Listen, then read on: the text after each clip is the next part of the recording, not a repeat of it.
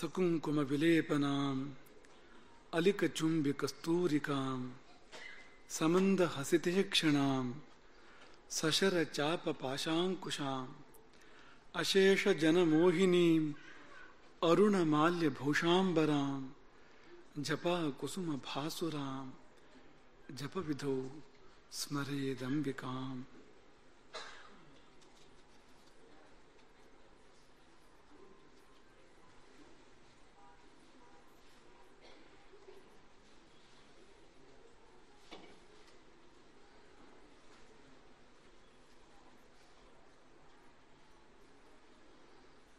ಮತ್ತು ಮೊದಲು ಎಲ್ಲ ತಾಯಿಯರ ತಾಯಿಗೆ, ಜಗಜ್ಜನನಿಗೆ, ಮಹಾ ತ್ರಿಪುರ ಸುಂದರಿಗೆ ಪ್ರಣಾಮಗಳನ್ನು ಸಲ್ಲಿಸ್ತೇವೆ. ಲಲಿತೋಪಾಖ್ಯಾನ ಪ್ರವಚನದ ಮುಂದುವರಿಕೆಯಾಗಿ ಇಂದು ಲಲಿತಾದೇವಿಯ ರಥದ ವರ್ಣನೆ. ಹಾಗಾಗಿ ಇಂದು ಕಥೆಯ ನಿರೀಕ್ಷೆ ನಾವು ಮಾಡೋದು ಬೇಡ, ಕೇವಲ ರಥದ ವರ್ಣನೆ ಅದನ್ನು ಮಾತ್ರ ಗಮನಿಸೋಣ. ಕಥೆ ನಿಮಗೆ ಹೊಸತಲ್ಲ ಏನು, ಈ ಕಥೆ ಸ್ವಲ್ಪ ಹೊಸತೇ ಇರ್ಬೋದು, ಆದರೆ ಒಟ್ಟಾರೆ ನೀವು ಬೇಕಾದಷ್ಟು ಕಥೆಗಳನ್ನು ಕೇಳ್ತೀರಿ, ನಿಮ್ಮದೇ ಕಥೆ ಬೇಕಾದಷ್ಟು ಇರ್ತದೆ ಮತ್ತೆ ಅದಲ್ಲದೆ. ಹಾಗಾಗಿ ಕಥೆಗೆ ಇವತ್ತು ಪ್ರಾಮುಖ್ಯವನ್ನು ಕೊಡೋದು ಬೇಡ. ಅದರ ಬದಲು ಲಲಿತಾದೇವಿಯ ಸುತ್ತಮುತ್ತ ಇರುವ ದೇವತೆಗಳನ್ನು ಅನುಸಂಧಾನ ಮಾಡುವಂಥದ್ದು. ಇದು ನವರಾತ್ರಿ ಅನ್ನೋದು ಮತ್ತೆ ಮತ್ತೆ ಹೇಳ್ತಾ ಇರುವಂತೆ ಮನೋರಂಜನಾ ಕಾರ್ಯಕ್ರಮ ಅಲ್ಲ. ಇದು ದೇವರ ಕಾರುಣ್ಯವನ್ನು ಪಡೆತಕ್ಕಂಥ, ದೇವಿಯ ದಿವ್ಯ ಸಾನ್ನಿಧ್ಯವನ್ನು ಅನುಭವಿಸ್ತಕ್ಕಂಥ ಕಾರ್ಯಕ್ರಮ ಇದು. ಹಾಗಾಗಿ ಅಮ್ಮನವರ ಪರಿವಾರ, ಅಮ್ಮನವರ ಸುತ್ತಮುತ್ತ ಯಾರಿರ್ತಾರೆ ಎಂಬುದನ್ನು ಒಂದು ಸಣ್ಣ ಅವಲೋಕನ ಅಷ್ಟೇ, ಹೆಸರುಗಳನ್ನು ಗಮನಿಸುವಂಥದ್ದು ಅಷ್ಟು ಮಾತ್ರ ಇವತ್ತು ಮಾಡಲಿಕ್ಕೆ ಇರುವಂಥದ್ದು. ಈಗ ರಥ ಎನ್ನುವಾಗ ಒಂದು ರಥದಲ್ಲಿ ಎಷ್ಟು ಜನ ಇರೋಕ್ಕೆ ಸಾಧ್ಯ? ಯಾರು ಇರ್ತಾರೆ ಒಂದು ರಥದಲ್ಲಿ? ಅರ್ಜುನನ ರಥ ಅಂದ್ರೆ ಮುಂದೆ ಕೃಷ್ಣ, ಹಿಂದೆ ಅರ್ಜುನ, ಇಷ್ಟೇ ತಾನೇ ನಮ್ಮ ಮನಸ್ಸಲ್ಲಿ ಬರೋದು. ಮೂರನೇ ಹೆಸರು ಮನಸ್ಸಲ್ಲಿ ಬರ್ತದೆ ನಮಗೆ? ಇಲ್ಲ ಅಲ್ವಾ? ಕೃಷ್ಣ ಅರ್ಜುನ ಅಂತ ಇಷ್ಟು ಮಾತ್ರ ಅಲ್ವಾ? ಆದರೆ ಅನೇಕ ದೇವತೆಗಳ ಸನ್ನಿಧಿ ಇರ್ತದೆ. ಧ್ವಜದಲ್ಲಿ ಹನುಮಂತ ಉದಾಹರಣೆಗೆ, ಅನೇಕ ದೇವತೆಗಳ ಸನ್ನಿಧಿ ಇರ್ತದೆ. ಅಲ್ಲಿಯೂ ಕೂಡ ಒಂದು ಸಾಮಾನ್ಯ ಯುದ್ಧದಲ್ಲಿಯೂ ಕೂಡ ಒಂದು ರಥ ಎನ್ನುವಾಗ ರಥಕ್ಕೆ ಸಾರಥಿ ಮಾತ್ರ ಅಲ್ಲ, ಚಕ್ರ ರಕ್ಷಕರು ಅಂತ ಇರ್ತಾರೆ. ಆ ಕಡೆ ಈ ಕಡೆಗೆ ಚಕ್ರ ರಕ್ಷಕರು ಅಂತ, ಹಾಗೆ ಪಾರ್ಶ್ವ ರಕ್ಷಕರು ಅಂತ ಇರ್ತಾರೆ. ಪೃಷ್ಠ ರಕ್ಷಕರು ಅಂದ್ರೆ ಹಿಂಭಾಗವನ್ನ ರಕ್ಷಣೆ ಮಾಡ್ತಕ್ಕ, ಹಿಂದಿಂದ ಆಕ್ರಮಣ ಬರಬಾರ್ದಲ್ವಾ. ಹಾಗಾಗಿ ಪೃಷ್ಠ ರಕ್ಷಕರು, ಪಾರ್ಶ್ವ ರಕ್ಷಕರು, ಚಕ್ರ ರಕ್ಷಕರು, ಧ್ವಜದೇವತೆ ಇದೆಲ್ಲ ಇರ್ತದೆ ಒಂದು ಸಾಮಾನ್ಯ ವೀರನ ರಥದಲ್ಲಿಯೂ ಕೂಡ. ಲಲಿತಾದೇವಿಯ ರಥ ಹೇಗಿರ್ಬೋದು ಅನ್ನೋದನ್ನು ಗಮನಿಸಬೇಕು. ಅದು ಶ್ರೀಚಕ್ರ ರೂಪವೇ ಹೌದು ಅಂತ. ಆ ಲಲಿತಾದೇವಿಯ ರಥ ಅಂದ್ರೆ ಅದು ಬೇರೆ ಅಲ್ಲ, ಶ್ರೀಚಕ್ರ ಬೇರೆ ಅಲ್ಲ ಅಂತ. ಆದರೆ ಶ್ರೀಚಕ್ರಾರ್ಚನೆಯಲ್ಲಿ ಬರುವ ದೇವತೆಗಳಿಗೂ ಯುದ್ಧಕ್ಕೆ ದೇವಿ ಹೊರಟಾಗಿ ಬರುವಂಥ ದೇವತೆಗಳಿಗೂ ಸ್ವಲ್ಪ ವ್ಯತ್ಯಾಸ ಇದೆ. ಅವ್ರ ವಿನ್ಯಾಸಕ್ಕೂ ಒಂದು ಸ್ವಲ್ಪ ವ್ಯತ್ಯಾಸ ಇದೆ. ಹಾಗೆ ಹೀಗೆ ಶ್ರೀಚಕ್ರಾರ್ಚನೆ ತಂದ್ಕೊಳ್ಬೇಡಿ, ಅದಕ್ಕೂ ಇದಕ್ಕೂ ಸ್ವಲ್ಪ ಅಂತರ ಬರ್ತದೆ. ಆದರೆ ಲಲಿತಾದೇವಿಯ ಪರಿವಾರ ನಮಗೆ ಅಲ್ಲಿ ಗೊತ್ತಾಗ್ತದೆ ಅಂತ. ಅದಕ್ಕೋಸ್ಕರವಾಗಿ ಇದನ್ನು ನಾವು ಹೇಳ್ತಾ ಇರುವಂಥದ್ದು. ಅಗಸ್ತ್ಯರು ಕೂಡ ಹಯಗ್ರೀವನನ್ನು ಕೇಳಿದ್ದಾರೆ, ಚಕ್ರರಾಜ ರಥದ 9 ಪರ್ವಗಳಲ್ಲಿ ಯಾವ ಯಾವ ದೇವತೆಗಳು ಇರ್ತಾರೆ ಅದನ್ನೆಲ್ಲ ಹೇಳು ನನಗೆ ಎಂಬುದಾಗಿ. ಅವರ ವರ್ಣ ಏನು, ಅವರ ಆಯುಧ ಏನು, ಅವರ ಪತ್ರ ಏನು, ಇದೆಲ್ಲ ಕೇಳಿದ್ದಾರೆ. ನಿಮ್ಗೆ ಅದೆಲ್ಲ ಹೇಳೋದಿಲ್ಲ ನಾವು ಇವತ್ತು. ಯಾಕೆಂದ್ರೆ ಹೇಳಿದ್ರೆ ನಿಮಗೆ ಮನೆಗೆ ಹೋಗ್ಲಿಕ್ಕೆ ತಡಾಗ್ತದೆ, ನಮಗೆ ಪೂಜೆ ಹೋಗ್ಲಿಕ್ಕೆ ತಡಾಗ್ತದೆ. ಹಾಗಾಗಿ ಇವತ್ತಿನ ಸಮಯದ ಮಿತಿಯಲ್ಲಿ ಒಂದಿಷ್ಟು ಸಂಕ್ಷೇಪವಾಗಿ ದೇವತೆಗಳ ನಾಮಗಳನ್ನು ಅನುಸಂಧಾನ ಮಾಡೋಣ. ಇದೊಂದು ರೀತಿ ಸಹಸ್ರನಾಮಾರ್ಚನೆ ಇದ್ದಾಗ ಅಂತ ಅನ್ಕೊಳ್ಳಿ. ನೀವು ಇದು ಪ್ರವಚನ ಕೂತಿದ್ದೀವಿ ಅಂತ ಅನ್ಕೊಳ್ಬೇಡಿ, ನಿಮಗೆ ಬೇಸರ ಬರ್ಬೋದು ಒಂದು ಸ್ವಲ್ಪ ಹೊತ್ತಿಗೆ ಅಂತ. ಹಾಗಾಗಿ ಅದರ ಬದಲಿಗೆ ಒಂದು ಸಹಸ್ರನಾಮಾರ್ಚನೆ, ಬೇರೆ ಬೇರೆ ಹೆಸರುಗಳನ್ನು ಕೇಳುವಂಥದ್ದು ಅಂತ ಅಷ್ಟೇ ಅಂದ್ಕೊಂಡ್ರೆ ಸ್ವಲ್ಪ ನಿಮಗೆ ಕೂತ್ಕೊಳ್ಳಿಕ್ಕೆ ಸೋವಿ ಆಗ್ಬೋದು, ಸುಲಭ ಆಗ್ಬೋದು ಅಂತ. ಈ ಶ್ರೀಚಕ್ರ ಇದೆಯಲ್ಲ, ಶ್ರೀಚಕ್ರದಲ್ಲಿ ಏನೇನಿದೆ ಅನ್ನೋದನ್ನು ಮೊದಲು ಗಮನಿಸ್ಕೊಳ್ಬೇಕು. ನಿಮ್ಮ ಪಾರ್ಶ್ವದಲ್ಲಿ ಕೂಡ ಇದೆ. ಅದು ದೊಡ್ಡದನ್ನ ಮಾಡಿ ತಂದು ಹಾಕಬೇಕು ಅಂತ ಹೇಳಿದ್ವು. ಅವರು ಇಷ್ಟೇ ದೊಡ್ಡದನ್ನು ಮಾಡಿ ತಂದು ಹಾಕಿದ್ರು ನಿನ್ನೆ, ಇದು ಸಾಲದು ಅಂತ ಹೇಳಿದ್ವು. ಹಾಗೆ ಮತ್ತು ದೊಡ್ಡದು ಆ ಕಡೆಗೆ ಅಲ್ಲಿ ನಿಮ್ಮ ಬಲಪಾರ್ಶ್ವದಲ್ಲಿ, ಎಡಪಾರ್ಶ್ವದಲ್ಲಿ ಇದೆ. ನಮಗೆ ಬಲಪಾರ್ಶ್ವ, ನಿಮಗೆ ಎಡಪಾರ್ಶ್ವದಲ್ಲಿ ದೊಡ್ಡ ಶ್ರೀಚಕ್ರ ಯಂತ್ರದ ಚಿತ್ರ ಇದೆ. ಅದಕ್ಕೆ ತಾಗಿ ಒಂದು ಕುರ್ಚಿ ಇದೆ, ಆ ಕುರ್ಚಿ ತೆಗಿಬೋದು. ಯಾಕೆಂದ್ರೆ ಅದಕ್ಕೆ ತಾಗಿ ಯಾವುದು ಇರೋದು ಬೇಡ ಅಂತ ಅನ್ನೋ ಕಾರಣಕ್ಕೆ ಅದನ್ನು ಬಿಡ್ಬೋದು.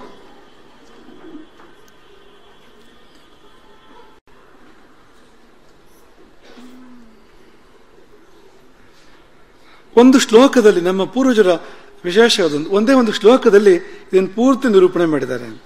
ಆ ಶ್ಲೋಕ ಏನಂದ್ರೆ, ಬಿಂದು ತ್ರಿಕೋಣ ವಸುಕೋಣ ದಶಾರ ಯುಗ್ಮ ಮನ್ವಶ್ರ ನಾಗದಲ ಸಂಯುತ ಷೋಡಶಾರಂ ವೃತ್ತತ್ರಯಂಚ ಧರಣೀ ಸದನತ್ರಯಂಚ ಶ್ರೀಚಕ್ರಮೇತದುದಿತಂ ಪರದೇವತಾಯ. ಶ್ರೀಚಕ್ರ ಅಂದ್ರೆ ಏನು ಅಂದ್ರೆ ಕ್ರಮವಾಗಿ ಹೇಳ್ತಾ ಹೋಗ್ತಾರೆ. ಅಲ್ಲೂ ಗಮನಿಸ್ಬೋದು, ಇಲ್ಲೂ ಗಮನಿಸ್ಬೋದು. ನಮ್ಗೆ ಎಲ್ಲಿ ಕಾಣ್ತದೋ ಅಲ್ಲಿ ಗಮನಿಸಿ, ಎಲ್ಲರೂ ಒಂದ್ ಕಡೆ ಗಮನಿಸಿ, ಎರಡು ಕಡೆಯಲ್ಲಿ.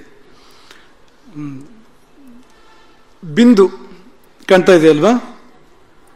ಮೊಟ್ಟ ಮೊದಲನೇದಾಗಿ ಬಿಂದುವಿನ ಬಳಿಕ ತ್ರಿಕೋಣ ಸುಲಭವಾಗಿ ಕಾಣ್ತಾ ಇದೆ ನಿಮಗದು. ಬಿಂದು ಅತ್ಯಂತ ಮಧ್ಯದಲ್ಲಿ ಇರ್ತಕ್ಕಂಥದ್ದು. ಅದನ್ನು ಮಧ್ಯಮ ಪರ್ವ ಅಂತ ಕರೀತಾರೆ. ಆ ಬಿಂದು ಇರುವ ಸ್ಥಾನ ಇದೆಯಲ್ಲ, ಅದನ್ನು ಮಧ್ಯಮ ಪರ್ವ ಅಂತ ಕರೀತಾರೆ. ಬಿಂದುವಿನ ಸುತ್ತ ಇರುವಂಥದ್ದು ತ್ರಿಕೋಣ. ತ್ರಿಕೋಣದ ಹೊರಗೆ ವಸುಕೋಣ. ವಸುಕೋಣ ಅಂದ್ರೆ ಅಷ್ಟ ವಸುಗಳಲ್ವಾ, ಅಷ್ಟಕೋಣ ಅಂತ ಲೆಕ್ಕ ಹಾಕಿ. ತ್ರಿಕೋಣದ ಸುತ್ತ ಎಷ್ಟು ಕೋಣ ಇದೆ ಲೆಕ್ಕ ಹಾಕಿ. 8 ಕೋಣಗಳಿದ್ದಾವೆ ಅಲ್ಲಿ ಅಂತ. ಅಷ್ಟಕೋಣ ಅದು ಅಂತ.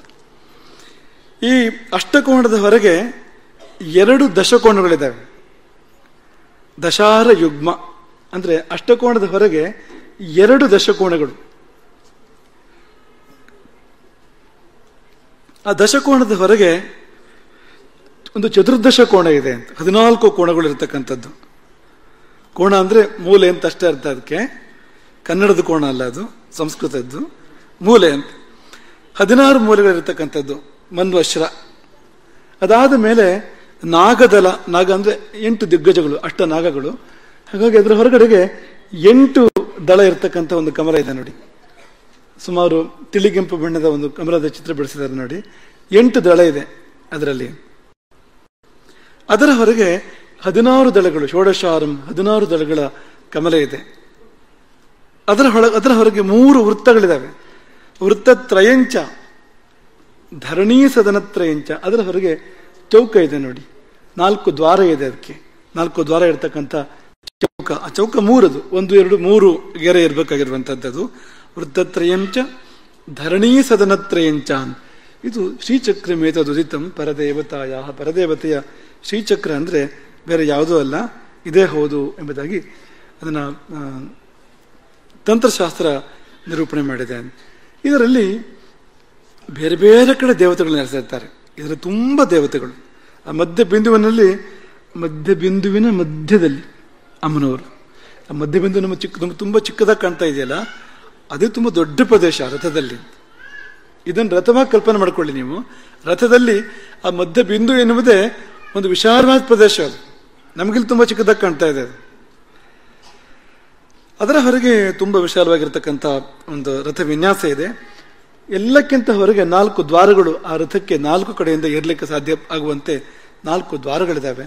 ಅಂತ ಅದ್ಭುತವಾಗಿರ್ತಕ್ಕಂಥ 6 ಸಾರಥಿಗಳುಳ್ಳ ಶ್ರೀದೇವಿಯ ಚಕ್ರರಾಜ ರಥ ಇದು. ಇಲ್ಲಿ ಈ ರಥದಲ್ಲಿ ಯಾರ್ಯಾರು ಇರ್ತಾರೆ ಅಮ್ಮನವರ ಆವರಣವಾಗಿ ಪರಿವಾರವಾಗಿ ಅನ್ನೋದನ್ನ ಕೊನೆಯಿಂದ ಹೇಳ್ತಾರೆ, ತುಟ್ಟ ತುದಿಯಿಂದ ಹೇಳ್ತಾರೆ. ಅದನ್ನು ನೀವು ಗಮನಿಸ್ತಾ ಹೋಗಬೇಕು ಅಂತ. ಇಲ್ಲಿ 9ನೇ ಪರ್ವ 9 ಅಂತ ಹಾಕಿದೆ ನೋಡಿ. ಇಲ್ಲಿ ಸಂಖ್ಯೆಯನ್ನು ಹಾಕಿದೆ 9 ಅಂತ.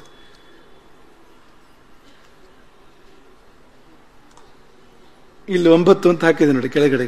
ಅದು 9 ಗೊತ್ತಾಗೋದಿಲ್ಲ. ಅದು ಎಲ್ಲೂ ಕೂಡ 9 ಅಂತ ಕೆಳಗಡೆ ಹಾಕಿದೆ ನೋಡಿ. 8 ಆದ ಮೇಲೆ ಇರುವಂಥದ್ದು 9 ಅಂತ. ಹಾಗಾಗಿ 9 ನಿಮಗೆ ಸಂಖ್ಯೆ ಸರಿ ಕಾಣದೇ ಇದ್ರೆ 8 ನೋಡ್ಕೊಳ್ಳಿ ಅಂತ ಹೇಳೋದು 9. ಈ ಕೊನೆ ದ್ವಾರವಾಗಿರ್ತಕ್ಕಂಥ ಕೊನೆ ಆವರಣ ಬೇಲಿ ತರ ಇದೆ, ಅದನ್ನು ಬಿಟ್ಬಿಡಿ. ಅಲ್ಲೂ ದೇವತೆಗಳು ಇರ್ತಾರೆ, ಅದರ ಪ್ರಸ್ತಾಪ ಇಲ್ಲಿ ಮಾಡ್ತಾ ಇಲ್ಲ. ಅದ್ರ ಒಳಗಡೆಯಿಂದ ದೇವತೆಗಳು ಕ್ರಮವಾಗಿ ವಿನ್ಯಾಸಗೊಳ್ತಾ ಹೋಗ್ತಾರೆ. ಈ 3 ವೃತ್ತ ಏನಿದೆ, ಈ 3 ವೃತ್ತದಲ್ಲಿ ದಶಸಿದ್ಧಿಗಳು, ಸಿದ್ಧಿ ದೇವತೆಗಳು ನೆಲೆಸಿರ್ತಾರೆ. ಸಿದ್ಧಿಗಳು ಯಾವುದೆಲ್ಲ ಅಂದ್ರೆ ಅಣಿಮ, ಮಹಿಮ, ಗರಿಮ, ಲಘಿಮ, ಈಶಿತ್ವ, ವಶಿತ್ವ, ಪ್ರಾಪ್ತಿ ಮತ್ತು ಪ್ರಾಕಾಮ್ಯ ಅಂತ ಸಾಮಾನ್ಯವಾಗಿ ಅಷ್ಟಸಿದ್ಧಿಗಳು ಪ್ರಸಿದ್ಧ. ಇಲ್ಲಿ ದಶಸಿದ್ಧಿಗಳ ಬಗ್ಗೆ ಮಾತಾಡ್ತಾ ಇದ್ದಾರೆ. ಇಲ್ಲಿ ನಿಮಗೆ ಸಂಸ್ಕೃತ ಸಾಹಿತ್ಯ ಪ್ರಪಂಚದಲ್ಲಿ, ಪುರಾಣ ಇತಿಹಾಸಗಳ ಪ್ರಪಂಚದಲ್ಲಿ ನೀವು ನೋಡಿದ್ರೆ ಅಷ್ಟಸಿದ್ಧಿಗಳ ನಿರೂಪಣೆ ಇದೆ ಎಲ್ಲ ಕಡೆಗೂ. ನೀವು ಸಾಧನೆ ಮಾಡಿದಾಗ ಲಭ್ಯ ಆಗುವಂಥದ್ದು. ಹಾಗಾದ್ರೆ ಏನು ಅಂದ್ರೆ ಅಣಿಮ ಅಂದ್ರೆ ಚಿಕ್ಕದಾಗುವಂಥದ್ದು. ಹನುಮಂತ ಚಿಕ್ಕದಾದ ರೂಪ ಅಂತ ಆಡಿದ ಅಂತ ನಾವು ಕೇಳ್ತೇವಲ್ಲ, ಲಂಕೆಯನ್ನು ಪ್ರವೇಶ ಮಾಡುವಾಗ ಚಿಕ್ಕ ರೂಪ ಅಂತ ಆಡಿದ ಅಂತ. ಸಂಕಲ್ಪ ಮಾತ್ರೇಣ ತತ್ಕ್ಷಣಾದೇವ ಅವಯವಾಪಚಯೇನ ದೇಹಸ್ಯ ಸೂಕ್ಷ್ಮ್ಯಂ. ನಾವು ಸಂಕಲ್ಪ ಮಾಡಿದಾಗ ಈ ದೇಹದ ಅವಯವಗಳನ್ನು ಚಿಕ್ಕದಾಗಿ ನಾವು ಚಿಕ್ಕ ರೂಪ ಅಂತ ಆಡುವಂತಾಗಬೇಕಪ್ಪ. ಭವತಿ ಅಣುಹು ಅಂತ, ಇದನ್ನು ಅಣಿಮಾ ಸಿದ್ಧಿ ಅಂತ ಕರೀತಾರೆ. ಆ ಸಿದ್ಧಿಗೊಂದು ದೇವಿ ಇದ್ದಾಳೆ, ಆ ಸಿದ್ಧಿಯನ್ನು ಕೊಡ್ತಕ್ಕಂಥ ದೇವಿ ಅಂತ, ಅಣಿಮಾ ದೇವಿ ಅವಳು ಅಂತ. ಮಹಿಮಾ ಅಂದ್ರೆ ದೊಡ್ಡದಾಗುವಂಥದ್ದು. ಹನುಮಂತ ದೊಡ್ಡದಾಗಿ ಬೆಳೆದ ಅಂತ ಕೇಳ್ತೇವಲ್ವಾ, ಸಮುದ್ರವನ್ನು ಹಾರುವಾಗ ಪರ್ವತಾಕಾರನಾಗಿ ಬೆಳೆದ ಹನುಮಂತ, ಅಥವಾ ವಾಮನ ತ್ರಿವಿಕ್ರಮನಾಗಿ ಬೆಳೆದ ಅಂತ ಕೇಳ್ತೇವೆ ನಾವು. ಇಂಥ ಅನೇಕ ಉದಾಹರಣೆಗಳನ್ನ ನಾವು ಪುರಾಣ ಪ್ರಪಂಚದಲ್ಲಿ ನಾವು ಕೇಳ್ತೇವೆ. ನಾವು ದೇಹವನ್ನು ಬೆಳೆಸಿ ದೊಡ್ಡದಾಗುವಂಥದ್ದು ಅಂತ, ಅದೊಂದು ಸಿದ್ಧಿ. ಅದು ಅಸಾಧ್ಯವಾದ ಸಿದ್ಧಿ ಅನ್ನಲ್ಲ, ಸಾಧನೆ ಮಾಡಲಿಕ್ಕೆ ಸಾಧ್ಯ ಇರುವಂಥ ಸಿದ್ಧಿ. ಆದರೆ ಅಷ್ಟು ಶ್ರಮ ಹಾಕಬೇಕಾಗಿಲ್ಲ ನಾವು ಅದಕ್ಕೆ, ಬೇರೆ ಇನ್ನೂ ಹೆಚ್ಚಿನ ಸಾಧನೆ ಮಾಡ್ಬೋದು ಅಷ್ಟೇ ಶ್ರಮದಲ್ಲಿ. ಹಾಗಾಗಿ ಅದು ಇನ್ನೊಂದು ಸಿದ್ಧಿ. ಅದು ಮಹಿಮಾ ಯಥಾ ತ್ರಿವಿಕ್ರಮಾದೇಹಿ, ವಾಮನ ತ್ರಿವಿಕ್ರಮನಾದ ಹಾಗೆ, ಅದು ಮಹಿಮಾ ಸಿದ್ಧಿ. ಅದು ಇನ್ನು ಲಘಿಮ ಅಂದ್ರೆ ಗುರು ಶರೀರಸ್ಯಾಪಿ ಇಶೀಕಾ ತೋಲವತ ಲಘುತ್ವಂ. ತುಂಬ ಭಾರಿ ಶರೀರ, ಎಷ್ಟೇ ತೂಕ ಇದ್ರೂ ಕೂಡ ಅದು ಹತ್ತಿ ಹಾಗೆ ಹಗುರಾಗುವಂಥದ್ದು. ಅಥವಾ ಇಶೀಕ ಅಂದ್ರೆ ಹುಲ್ಲಿನ ಮಧ್ಯದಲ್ಲಿ ಒಂದು ತುಂಬ ಸೂಕ್ಷ್ಮವಾಗಿ ಒಂದು ತೆಗಿಲಿಕ್ಕೆ ಬರ್ತಕ್ಕಂಥ ಸಾರ ಭಾಗ ಇರ್ತದೆ ನೋಡಿ, ಅದು ಒಂದು ಒಂದು ತುಂಬ ತೆಳುವಾಗಿರ್ತಕ್ಕಂಥ ನೂಲ್ನಾಗಿರುವಂಥದ್ದು, ಅದನ್ನ ಇಶೀಕ ಅಂತ ಕರೀತಾರೆ. ಅಷ್ಟು ಹಗುರವಾಗುವಂಥದ್ದು ಅಂತ ಸಿದ್ಧಿ. ಹಾಗೆ ಗರಿಮ ಅಂದ್ರೆ ಭಾರ ಆಗ್ತಾ ಹೋಗುವಂಥದ್ದು, ತುಂಬ ಭಾರ ಆಗ್ತಾ ಹೋಗುವಂಥದ್ದು. ನಿಮಗೆ ಮೊನ್ನೆ ಉದಾಹರಣೆ ಕೊಟ್ಟು, ರಾವಣ ಮತ್ತು ಲಕ್ಷ್ಮಣರ ಮಧ್ಯೆ ಒಂದು ಯುದ್ಧ ಏರ್ಪಡ್ತು. ಯುದ್ಧದಲ್ಲಿ ಲಕ್ಷ್ಮಣ ಮೂರ್ಛಿತನಾಗ್ತಾನೆ. ರಾವಣ ಇದೊಂದು ಅವಕಾಶ ಅಂತ ಭಾವಿಸ್ತಾನೆ, ಈ ಲಕ್ಷ್ಮಣನ ತಗೊಂಡು ಲಂಕೆಯಲ್ಲಿ ಇಟ್ಕೊಂಡು ಬಿಟ್ರೆ ಅಲ್ಲಿಂದ ಒತ್ತಡ ತಂತ್ರ ಮಾಡೋಕೆ ಶುರು ಮಾಡ್ಬೋದು ಆಮೇಲೆ ಅಂತ, ರಾಮನ ಮೇಲೆ ಅಂತ. ಲಕ್ಷ್ಮಣ ಬೇಕು ನಿನಗೆ, ಹೊರಟೋಗು ಹಿಂದಕ್ಕೆ ಅಂತ. ಈಗ ಲಕ್ಷ್ಮಣನ ಎತ್ತೋ ಪ್ರಯತ್ನ ಮಾಡ್ತಾನೆ, ರಾವಣ ಎತ್ತಕ್ಕಾಗಲಿಲ್ಲ. ಯುದ್ಧಕಾಂಡ, ವಾಲ್ಮೀಕಿ ರಾಮಾಯಣದ ಯುದ್ಧಕಾಂಡ ವರ್ಣನೆ ಮಾಡುವ ಪ್ರಕಾರ ಭೂಮಿಯನ್ನೇ ಎತ್ಬಿಡಬಹುದಾಗಿತ್ತು, ಅಷ್ಟು ಶಕ್ತಿ ಹಾಕಿದ್ದಾನೆ. ಆದರೆ ಲಕ್ಷ್ಮಣನನ್ನು ಎತ್ತಲಿಕ್ಕಾಗಲಿಲ್ಲ. ಯಾಕೆಂದ್ರೆ ಗರಿಮ, ಆ ಸಿದ್ಧಿಯ ಪ್ರಯೋಗ ಇದೆ. ತಾನು ವಿಷ್ಣುವಿನ ಒಂದು ಭಾಗ ಅಂತ ಲಕ್ಷ್ಮಣನಿಗೆ ನೆನಪಾದಾಗ, ಅವನು ಭಾರ ಆಗ್ತಾ ಹೋದಾಗ ಎತ್ತಲಿಕ್ಕಾಗಲಿಲ್ಲ. ಈ ಕೃಷ್ಣನ ಕಥೆಯಲ್ಲೂ ಬರ್ತದೆ. ತೊಡೆ ಮೇಲೆ ಮಲಗಿಸ್ಕೊಂಡಿದ್ಲು ಯಶೋದೆ ಕೃಷ್ಣ ಶಿಶುವನ್ನು, ಭಾರ ಆಗ್ತಾ ಹೋಯ್ತಂತೆ. ಎಷ್ಟು ಭಾರ ಅಂದ್ರೆ ತೊಡೆ ಮೇಲೆ ಮಲಗಿಸ್ಕೊಳ್ಳಿಕ್ಕೆ ಸಾಧ್ಯ ಇಲ್ಲ ಅಂತ, ಅಷ್ಟು ಭಾರ ಆದಾಗ ಕೆಳಗಿಟ್ಲು ಮಗುವನ್ನ, ನೆಲದಲ್ಲಿ ಮಲಗಿಸಿಲ್ಲ. ಆಗ ಒಂದು ಗಾಳಿ ಬೀಸ್ತು, ಅಲ್ಲಿ ಸುಂಟರ ಗಾಳಿ ಬೀಸ್ತು. ಅದು ಗಾಳಿ ಎಲ್ಲ, ಅದು ತೃಣಾವರ್ತ ಎನ್ನುವ ರಾಕ್ಷಸನಾಗಿದ್ದ. ಅದು ರಾಕ್ಷಸ ಪೂರ್ತಿ ಧೂಳಿಯನ್ನು ಹರಡಿ, ಅಂಧಗೋಕುಲ ಪೂರ್ತಿ ಧೂಳಿಯನ್ನು ಹರಡಿ ಯಾರಿಗೇನು ಕಾಣ್ತಾ ಇಲ್ಲ ಅನ್ನೋ ಸ್ಥಿತಿಯಲ್ಲಿ ಆ ಮಗುವನ್ನು ಎತ್ಕೊಂಡು ಹೋಗ್ತಾನೆ. ಎತ್ಕೊಂಡು ಹೋದ್ರೆ ಕೃಷ್ಣ ಮತ್ತಷ್ಟು ಭಾರ ಆಗ್ತಾ ಹೋದಾಗ ಎತ್ಕೊಂಡು ಹೋಗಕ್ಕೆ ಸಾಧ್ಯ ಇಲ್ಲ ಅನ್ನೋ ಸ್ಥಿತಿ ಅವನಿಗೆ ಬಂತು. ಮತ್ತು ಕೃಷ್ಣ ಅವನನ್ನು ಸಂಹಾರ ಮಾಡ್ತಾನೆ. ಅದು ಮುಂದಿನ ಕಥೆ. ಅದು ಸಿದ್ಧಿ. ಅದು ಯಾವುದು ಅಂದ್ರೆ ಗರಿಮ ಎನ್ನುವ ಸಿದ್ಧಿ. ಅದು ಹಾಗೆ ಲಘಿಮದಕ್ಕೂ ಉದಾಹರಣೆ ಲಕ್ಷ್ಮಣನದ್ದೇ ಉಂಟು. ಅಷ್ಟೊತ್ತಿಗೆ ಹನುಮಂತ ಇಲ್ಲಿಂದ ಬರ್ತಾನೆ. ಒಂದು ಗುದ್ದು ರಾವಣನಿಗೆ ಹತ್ತು ಮುಖದಿಂದ ನೆತ್ತರ ಕಾರುವಂತೆ ಒಮ್ಮೆ ಗುದ್ದಿ ಅವನಲ್ಲಿಂದ ಓಡಿಸ್ತಾನೆ ರಾವಣನನ್ನ. ಆ ಬಳಿಕ ಎತ್ಕೊಂಡು ಹೋದ ಅಂತ, ರಾಮ ಇರುವಿಲಿಗೆ ಲಕ್ಷ್ಮಣನ ಎತ್ಕೊಂಡು ಹೋದ ಅಂತ. ಅಲ್ಲಿ ವಾಲ್ಮೀಕಿ ವರ್ಣನೆ ಮಾಡ್ತಾರೆ, ಹನುಮಂತನ ಪರಮ ಭಕ್ತಿಗೆ ವಶನಾಗಿ ಹಗುರಾದ.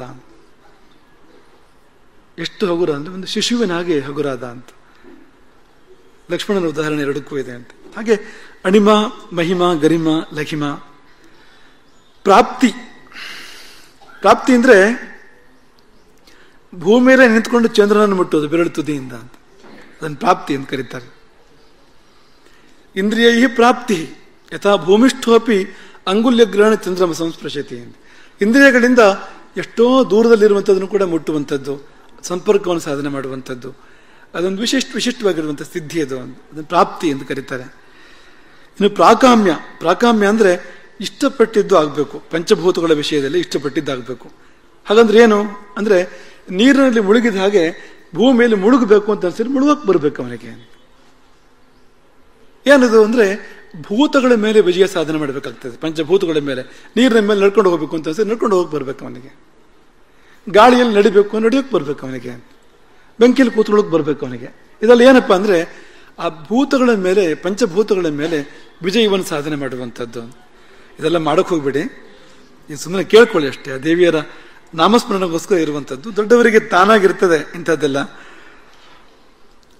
ಯಥಾ ಉದಕೇ ನಿಮಜ್ಜತಿ ತಥಾ ಭೂಮಮಪಿ ನಿಮಜ್ಜತಿ. ನೀರಿನಿಂದ ಮುಳುಗಿದಾಗಿ ಭೂಮಿಯಲ್ಲೂ ಮುಳುಗಕ್ಕೆ ಬರುವಂಥ ಸಿದ್ಧಿ, ಅಥವಾ ಪಂಚಭೂತಗಳನ್ನು ಬೇಕಾದಂತೆ ಬೆಳೆಸಿಕೊಳ್ಳುವಂಥ ಸಿದ್ಧಿ ಇದು. ಇನ್ನು ವಶಿತ್ವಂ ಅಂದರೆ ಯಾವುದೇ ವಸ್ತುವನ್ನ ರೂಪಾಂತರಗೊಳಿಸುವಂಥ ಸಿದ್ಧಿ ಅದು ಅಂತ. ಒಂದು ಬೆಕ್ಕನ್ನು ನಾಯಿಯಾಗಿ ಪರಿವರ್ತನೆ ಮಾಡೋದು, ಉದಾಹರಣೆಗೆ ನಾನು ನಿಮ್ಗೆ ಹೇಳೋದು. ಅಥವಾ ಕಬ್ಬಿಣವನ್ನು ಬಂಗಾರವಾಗಿ ಪರಿವರ್ತನೆ ಮಾಡೋದು. ಇನ್ನು ಸಾಯಂಕಾಲ ನಮ್ಮ ಭೇಟಿ ಕೇಳ್ತಿರೋ ಏನೋ ನೀವು ಗೊತ್ತಿಲ್ಲ, ಅದು ಹೇಗಾಗ್ತದೆ ಹೇಳಿ ಮತ್ತೆ ಕೇಳ್ತಿರೋ ಏನೋ ಗೊತ್ತಿಲ್ಲ. ಇದ್ರ ಗುಟ್ಟು ಹೇಳೋದಿಲ್ಲ, ನಾನು ಕೇಳಿದ್ರು ಈಗಲೇ ಹೇಳ್ಬಿಡ್ತೇನೆ. ಯಾಕೆಂದ್ರೆ ಇದು ನಿಮ್ಗೆ ಒಳ್ಳೇದು ಮಾಡುವಂಥದ್ದಲ್ಲ, ಇದೇನು ಇದ್ರ ಹಿಂದೆ ಹೋಗ್ಬಾರ್ದು ನಾವು ಇಂಥದ್ರ ಹಿಂದೆ. ಆದರೆ ಇದು ಬರ್ತದೆ, ಇದಾಗಿ ಕೆಲವು ಬಾರಿ ಬಂದು ನಮಗೆ ದೇವರ ಕೆಲಸ, ದೇವರ ಕಾರ್ಯ, ಸತ್ಕಾರ್ಯ, ಧರ್ಮ ಕಾರ್ಯ ಆಗಬೇಕು ಅಂತ ಒಲಿದು ಬರೋದುಂಟು, ಅದು ಬೇರೆ ವಿಷಯ. ಇದ್ರ ಹಿಂದೆ ನಾವು ಹೋಗಬಾರ್ದು. ಹಾಗೆ ಜಗತ್ತಿನ ವಿಷಯವನ್ನು ಬಿಟ್ಟು ಈಗ ಸೃಷ್ಟಿಯನ್ನೇ ಬದಲಾವಣೆ ಮಾಡುವಂಥದ್ದಕ್ಕೆ ಸಾಧ್ಯ ಇಲ್ವಂತ ಇದರಲ್ಲಿ, ಈ ವಶಿತ್ವ ಸ್ಥಿತಿಯಲ್ಲಿ. ಆದರೆ ಒಂದೊಂದು ವಸ್ತುವನ್ನ ವ್ಯಷ್ಟಿ ಪರಿವರ್ತನೆ ಮಾಡ್ಬೋದು, ಸಮಷ್ಟಿ ಪರಿವರ್ತನೆ ಮಾಡೋಕ್ಕಾಗೋದಿಲ್ಲ ಅಂತ. ಒಂದೊಂದು ಚಿಕ್ಕ ಚಿಕ್ಕ ವಸ್ತುವನ್ನ, ದೊಡ್ಡ ದೊಡ್ಡ ವಸ್ತುವನ್ನ ಬದಲಾವಣೆ ಮಾಡೋಕ್ಕಾಗುತ್ತೆ. ಋಷಿಮುನಿಗಳ ಕಥೆಯನ್ನು ಕೇಳಿದ್ರಿ ನೀವು, ಹಾಗೆಲ್ಲ ಬದಲಾವಣೆಗಳನ್ನ ಮಾಡಲಾಯಿತು, ಮಾಡ್ತಿದ್ರು ಅಂತ. ಅದು ವಶಿತ್ವ ಎನ್ನುವಂಥ ಸಿದ್ಧಿ ಅಂತ. ಕೊಟ್ಟ ಕೊನೆಯದು ಈಶಿತ್ವ ಎನ್ನುವ ಸಿದ್ಧಿ. ಅದು ಈಶಿತ್ವ ಅಂದ್ರೆ ಯಾವುದನ್ನು ಬೇಕಾದ್ರೂ ಸೃಷ್ಟಿ ಮಾಡ್ತಾನೆ, ಯಾವುದನ್ನು ಬೇಕಾದ್ರೂ ನಾಶ ಮಾಡ್ತಾನೆ, ಯಾವುದನ್ನು ಬೇಕಾದ್ರೂ ಉಳಿಸ್ತಾನೆ. ಸೃಷ್ಟಿ ಸ್ಥಿತಿ ಲಯಗಳ ಶಕ್ತಿ ಇದು. ಜಗತ್ತಿನ ವಿಷಯಕ್ಕಲ್ಲ, ಒಂದೊಂದು ವಸ್ತು ಬಗ್ಗೆ ಇರುವಂಥದ್ದು. ಜಗತ್ತಿನ ಬಗ್ಗೆ ಬಂದರೆ ಅವನು ಈಶ್ವರ ಆಗ್ತಾನೆ, ಪರಮೇಶ್ವರ ಆಗ್ತಾನೆ. ಇದು ಒಂದೊಂದು ವಸ್ತು ಬಗ್ಗೆ. ವಿಶ್ವಾಮಿತ್ರರ ಬಗ್ಗೆ ನಾವು ಕೇಳ್ತೇವೆ. ವಿಶ್ವಾಮಿತ್ರರು ಹೊಸದಾದ ಗ್ರಹಮಂಡಲ ಸೃಷ್ಟಿ ಮಾಡಿದ್ರು, ನಕ್ಷತ್ರ ಮಂಡಲ ಸೃಷ್ಟಿ ಮಾಡಿದ್ರು, ಸಪ್ತರ್ಷಿಗಳನ್ನೆಲ್ಲ ಸೃಷ್ಟಿ ಮಾಡೋಕೆ ಹೊರಟಿದ್ರು ಅವರು. ಹೀಗೆಲ್ಲ ನಾವು ಕೇಳ್ತೇವೆ ನಾವು ಅದನ್ನ ಅಂತ. ಹಾಗೆ ಸೃಷ್ಟಿ ಮಾಡುವ, ಲಯ ಮಾಡುವ ಅಥವಾ ಉಳಿಸುವ ಶಕ್ತಿಗಳಿದೆಯಲ್ಲ, ಇದನ್ನ ಸಿದ್ಧಿಗಳು ಅಂತ ಕರೀತಾರೆ. ಇದನ್ನ ಈ ಅಷ್ಟಸಿದ್ಧಿಗಳೇ ಪ್ರಸಿದ್ಧ. ಇವು ಮುಕ್ತಿಗೆ ಅಡ್ಡಿ ಅಂತ ಪತಂಜಲಿ ಯೋಗಸೂತ್ರ ಹೇಳುವಂಥದ್ದು. ಸಮಾಧವು ಉಪಸರ್ಗಾಹ ಅಂತ. ನೀವು ಮುಕ್ತಿ ಪಡಿಬೇಕು ಅಂತಂದ್ರೆ ಅದು ಅಡ್ಡ ಇದು ಅಂತ, ಇದರಿಂದ ಹೋಗ್ಬಾರ್ದು ಅಂತ, ಮುಕ್ತಿ ಸಿಗೋದಿಲ್ಲ ಅಂತ. ಆದ್ರೆ ಇಲ್ಲಿ ಅಷ್ಟಸಿದ್ಧಿಗಳ ಜೊತೆಯಲ್ಲಿ ಮತ್ತೆರಡು ಸಿದ್ಧಿನ ಹೇಳ್ತಾರೆ. 9ನೇದು ಯಾವುದು ಅಂದ್ರೆ ಮುಕ್ತಿ ಸಿದ್ಧಿ ಅಂತಲೇ 9ನೇದು. ತುಂಬಾ ಅಪರೂಪದ್ದು. ಇದೆಲ್ಲವನ್ನೂ ದಾಟಿ, ಇಡೀ ಬ್ರಹ್ಮಾಂಡ ಚಕ್ರವನ್ನು ದಾಟಿ, ಅದನ್ನು ಮೀರಿ ಅದರ ಆಚೆಗಿರ್ತಕ್ಕಂಥ ಚೈತನ್ಯದಲ್ಲಿ ಹೋಗಿ ಲಯವನ್ನು ಹೊಂದುವಂತ, ಶಾಶ್ವತವಾಗಿ ಲಯವನ್ನು ಹೊಂದುವಂತ ಮುಕ್ತಿ ಸಿದ್ಧಿ ಇದೆಯಲ್ಲ, ಅದು 9ನೇದು. 10ನೇದು ಸರ್ವಕಾಮ ಅಂತ. ಸರ್ವಕಾಮ ಅಂದ್ರೆ ಅದು ಇದು ಅಂತಲ್ಲ, ಕೇಳಿದ್ದಾಗಬೇಕು, ಅಪೇಕ್ಷೆ ಪಟ್ಟಿದ್ದಾಗಬೇಕು, ಅದು ಸರ್ವಕಾಮ ಎನ್ನುವಂಥ ಸಿದ್ಧಿ. ಈ 10 ಸಿದ್ಧಿಗಳು ದೇವಿಯ ರಥದ 9ನೇ ಆವರಣದಲ್ಲಿ ವಾಸ ಮಾಡ್ತಾರಂತೆ. 9ನೇ ಪರ್ವದಲ್ಲಿ ನೆಲೆಸಿದ್ರಂತೆ. ಯುದ್ಧಕ್ಕೆ ಹೊರಟಾಗ ಇದ್ರು ಅಲ್ಲಿ ಸುತ್ತ ಅಂತ, ಅವರಲ್ಲ ಅಂತಂದ್ರೆ ಆ ದೇವಿ ಅಂತವಳು ಅಂತ. ದೇವಿ ಇರುವಲ್ಲಿಂದ 9 ಆವರಣಗಳ ಆಚೆಯಲ್ಲಿ ಸಿದ್ಧಿಗಳು ಬರಬೇಕಾದ್ರೆ ಅವಳಂತವಳಾಗಿರ್ಬೇಕು ಅಂತ, ಇದೆಲ್ಲವನ್ನು ಕೂಡ ಆಳುವಂಥವಳು ಅಂತ. ಹಾಗೆ ಇದೇ ಈ ವೃತ್ತತ್ರಯದಲ್ಲಿಯೇ ಪೂರ್ವಾರ್ಧದಲ್ಲಿ ಮಾತೃಕಾ ಶಕ್ತಿಗಳು, ಬ್ರಾಹ್ಮಿ ಬ್ರಹ್ಮನ ಸ್ತ್ರೀ ರೂಪ, ಮಾಹೇಶ್ವರಿ ಶಿವನ ಸ್ತ್ರೀ ರೂಪ, ಕೌಮಾರಿ ಸ್ಕಂದನ ಸ್ತ್ರೀ ರೂಪ, ವೈಷ್ಣವಿ ವಿಷ್ಣುವಿನ ಸ್ತ್ರೀ ರೂಪ, ವಾರಾಹಿ ವರಾಹಾವತಾರದ ಸ್ತ್ರೀ ರೂಪ, ಹಾಗೆ ಮಾಹೇಂದ್ರಿ ಇಂದ್ರನ ಸ್ತ್ರೀ ರೂಪ, ಚಾಮುಂಡ ಅವಳೇ. ಸ್ತ್ರೀ ರೂಪ ಪುರುಷ ರೂಪ ಏನೋ ವ್ಯತ್ಯಾಸ ಏನೂ ಇಲ್ಲ ಅಂತ, ಅಂಥದ್ದು ಅಂತ. ಸ್ತ್ರೀ ರೂಪವೇ ಹೋದಾದ್ರೂ ಕೂಡ ಎಲ್ಲ ಪೌರುಷವೂ ಇರ್ತಕ್ಕಂಥದ್ದು ಚಾಮುಂಡ ಎನ್ನುವಂಥದ್ದು. ಅದು ಇದು ಸಪ್ತ ಮಾತೃಕೆಯರು, ಮಾತೃಕಾ ಗಣ ಅಂತ ಕರೀತಾರೆ. 7 ಯಾವಾಗಲೂ ಒಟ್ಟಿಗೆ ಇರುವಂಥದ್ದು ಇದು. 8ನೇಯವಳಾಗಿ ಮಹಾಲಕ್ಷ್ಮಿ ಇದ್ದಳು ಅಲ್ಲಿ. ಇನ್ನು ಮುದ್ರಾದೇವಿಯರು ಅಂತ 12 ಮುದ್ರಾದೇವಿಯರು ಬರ್ತಾರೆ. ಮುದ್ರೆಗಳು, ಅದು ಮುದ್ರೆಗಳು ಅಂದ್ರೆ ಉದಾಹರಣೆಗೆ ನಿಮ್ಗೆ ತುಂಬಾ ಪ್ರಸಿದ್ಧವಾಗಿ ನೀವು ಇದು ಗೊತ್ತಿದೆ ನಿಮಗೆ ಅಲ್ವಾ, ಇದು ಗೊತ್ತಿದೆ ಅಂದ್ರೆ ಹೀಗೆ ಮಾಡೋಕೆ ಗೊತ್ತಿದೆ ಅಂತ. ಇದು ತುಂಬಾ ಇದು ಆಳಾಗಲ ಇರ್ತದೆ. ಅದಕ್ಕೆ ಎಷ್ಟು ಆಳಾಗಲ್ಲ ಅಂದ್ರೆ ಇದು ದೇವರಂತೆ, ಇದು ಜೀವನಂತೆ, ಅದೆರಡು ಸೇರುವಂಥದ್ದು ಅದು ಅಂತ. ನಮ್ಮ ಬರೀ ಹೀಗಂದ್ರೆ ಸಾಲದು, ಅದು ಒಳಗಡೆ ಸೇರ್ಬೇಕು. ಅದು ಜೀವದೇವರು ಒಳಗಡೆ ಸೇರಿದ್ರೆ ಹೊರಗಡೆ ಕೈಯನ್ನು ಬಿಡಿಸೋಕೆ ಬರೋದಿಲ್ಲ ಅಂತ ಬಲ್ಲವರು ಹೇಳ್ತಾರೆ, ಜ್ಞಾನಿಗಳು ಹೇಳ್ತಾರೆ. ಇವು ಸೇರಿದ್ದನ್ನು ಬಿಡಿಸೋಕೆ ಆಗೋದಿಲ್ಲ ಅಂತ. ನಾವೀಗ ಈಗ ಮಾಡ್ಕೊಂಡ್ರೆ ಯಾರು ಬೇಕಾದ್ರೂ ಬಿಡಿಸ್ಬೋದು ಅದನ್ನ, ಅದು ಒಳಗೆ ಸೇರದೇ ಇರೋದ್ರಿಂದ ಹಾಗೆ ಅದು ಅಂತ. ಹಾಗಾಗಿ ಅದು ಚಿನ್ ಮುದ್ರೆ, ಅದು ಜ್ಞಾನ ಮುದ್ರೆ ಅದು. ಹೀಗೆ ಅನೇಕ ಮುದ್ರೆಗಳಿದೆ. ಈ ಬೆರಳುಗಳಿಂದಲೇ ಪ್ರಪಂಚವನ್ನು ಕುಣಿಸಬಹುದು ಅಂತ. ಈ ಬೆರಳುಗಳನ್ನ ಬೇರೆ ಬೇರೆ ರೀತಿಯ ವಿನ್ಯಾಸಗಳನ್ನು ಮಾಡಿ ಅದನ್ನ ಹಾಗೆ ಸ್ಥಿರವಾಗಿ ಇಟ್ಕೊಂಡು ಸಾಧನೆ ಮಾಡೋದ್ರಿಂದ ಏನೇನೋ ಮಾಡೋಕ್ಕೆ ಸಾಧ್ಯ ಇದೆ. ಅಗಡಿತ ಘಟನೆಗಳನ್ನೆಲ್ಲ ಮಾಡೋಕ್ಕೆ ಸಾಧ್ಯ ಇದೆ ಅಂಥ ಮುದ್ರೆಗಳಿದ್ದಾವೆ ಅಂತ. ಆ ಮುದ್ರಾದೇವಿಯರು ಅಲ್ಲಿಯೇ ಆ ಕೊನೆಯ ವೃತ್ತತ್ರಯದಲ್ಲಿ ಅವರು ನೆಲೆಸಿದ್ರು ಅಂತ ಲಲಿತೋಪಾಖ್ಯಾನ ಹೇಳ್ತದೆ. ಏನಪ್ಪ ಮುದ್ರಾದೇವಿಯರು ಯಾರೆಲ್ಲ ಅಂದರೆ ಸರ್ವ ಸಂಕ್ಷೋಭಿಣಿ ಒಂದು ಮುದ್ರೆ ಅದು. ಅಂದರೆ ಎಲ್ಲವನ್ನೂ ಕ್ಷೋಭೆಗೊಳಿಸೋಕೆ ಸಾಧ್ಯ ಇದೆ ಅಂತ. ಒಂದು ಮುದ್ರೆಯಿಂದ ನಮ್ಮ ಕೈಲಿ ನಾವು ಮಾಡ್ಕೊಳ್ಳೋಂಥ ಒಂದು ಮುದ್ರೆಯಿಂದ ಎಲ್ಲವನ್ನೂ ಕ್ಷೋಭೆಗೊಳಿಸೋಕೆ ಸಾಧ್ಯ ಇದೆ ಅಂತ. ಸರ್ವ ಸಂಕ್ಷೋಭಿಣಿ ಅಂತ ಹೆಸರು ಆ ಮುದ್ರೆಗೆ ಅಂತ. ಸರ್ವ ವಿದ್ರಾವಿಣಿ ಅಂತ ಓಡಿಸ್ಬೋದು, ಎಲ್ಲವನ್ನೂ ಓಡಿಸ್ಬೋದು, ಹತ್ತಿರ ಬಂದಿದ್ದ ನೆಲವನ್ನು ಕೂಡ. ಸರ್ವ ವಿದ್ರಾವಿಣಿ, ಸರ್ವ ಆಕರ್ಷಣಿಕ, ಎಲ್ಲವನ್ನು ಸೆಳೆಯುವಂಥದ್ದು. ಸರ್ವ ವಶಂಕರಿ, ಎಲ್ಲವನ್ನೂ ವಶದಲ್ಲಿಟ್ಕೊಳ್ಳುವಂಥದ್ದು, ವಶ್ಯ. ಸರ್ವೋನ್ಮಾದನ, ಹುಚ್ಚು ಹಿಡಿಸುವಂಥದ್ದು. ಪ್ರಯೋಗ ಮಾಡಿದಾಗ ಯಾರ ಮೇಲೆ ಪ್ರಯೋಗ ಆಗ್ತದೆ ಅವರಿಗೆ ಹುಚ್ಚು ಹಿಡಿಯುವಂತೆ ಮಾಡುವಂಥದ್ದು. ಸರ್ವೋನ್ಮಾದನ, ಸರ್ವ ಮಹಾಂಕುಶ ಅಂದರೆ ಒಂದು ಅಂಕುಶವನ್ನು ಹಾಕುವಂಥದ್ದು, ನಿಯಂತ್ರಣ ಮಾಡುವಂಥದ್ದು. ಸರ್ವ ಖೇಚರ, ಸರ್ವ ಬೀಜ, ಸರ್ವಯೋನಿ, ಸರ್ವ ತ್ರಿಖಂಡಿಕ, ಸಿದ್ಧಿ ಮತ್ತು ಬ್ರಾಹ್ಮಿ ಎಂಬ ಈ 12 ಮುದ್ರಾದೇವಿಯರು ವೃತ್ತತ್ರಯದಲ್ಲಿ, ಕೊಟ್ಟ ಕೊನೆಯ ವೃತ್ತದಲ್ಲಿ ಅವರು ವಾಸವಾಗಿದ್ದರು. ಈ ಮುದ್ರೆಯಲ್ಲಿ, ಈ ಲಲಿತೋಪಾಖ್ಯಾನದಲ್ಲಿ ಮುದ್ರೆಯ ಬಗ್ಗೆ ಮುಂದೆ ತುಂಬ ವಿವರಣೆಗಳು ಬರ್ತವೆ. ಈ ಪ್ರವಚನದಲ್ಲಿ ಅದು ಬರಲಿಕ್ಕಿಲ್ಲ, ಬರೋ ಸಾಧ್ಯತೆ ಇಲ್ಲ.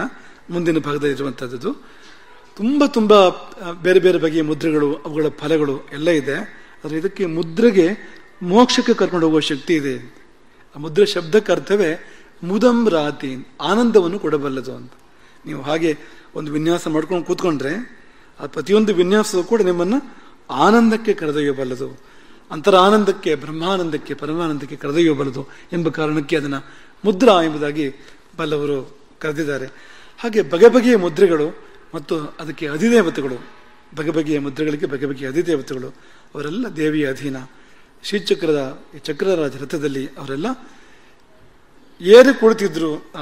ದೇವಿಯ ರಥದಲ್ಲಿ 9ನೇ ಆವರಣದಲ್ಲಿ ನೆಲೆಸಿದ್ರು ಆ ದೇವತೆಗಳು ಅನ್ನೋದನ್ನ ಲಲಿತೋಪಾಖ್ಯಾನ ಹೇಳ್ತದೆ. ಹಾಗೆ ಈ ಮುಬ್ಬಗೆಯ ದೇವಿಯರು, ಸಿದ್ಧಿದೇವಿಯರು ಮತ್ತು ಮಾತೃಶಕ್ತಿಯರು ಮತ್ತು ಮುದ್ರಾದೇವಿಯರು, ಮುಬ್ಬಗೆಯ ದೇವಿಯರು, ಈ 3 ಗೆರೆ ಇದೆಯಲ್ಲ ವೃತ್ತತ್ರಯ, ಅಲ್ಲಿ ನೆಲೆಸಿದ್ರಂತೆ.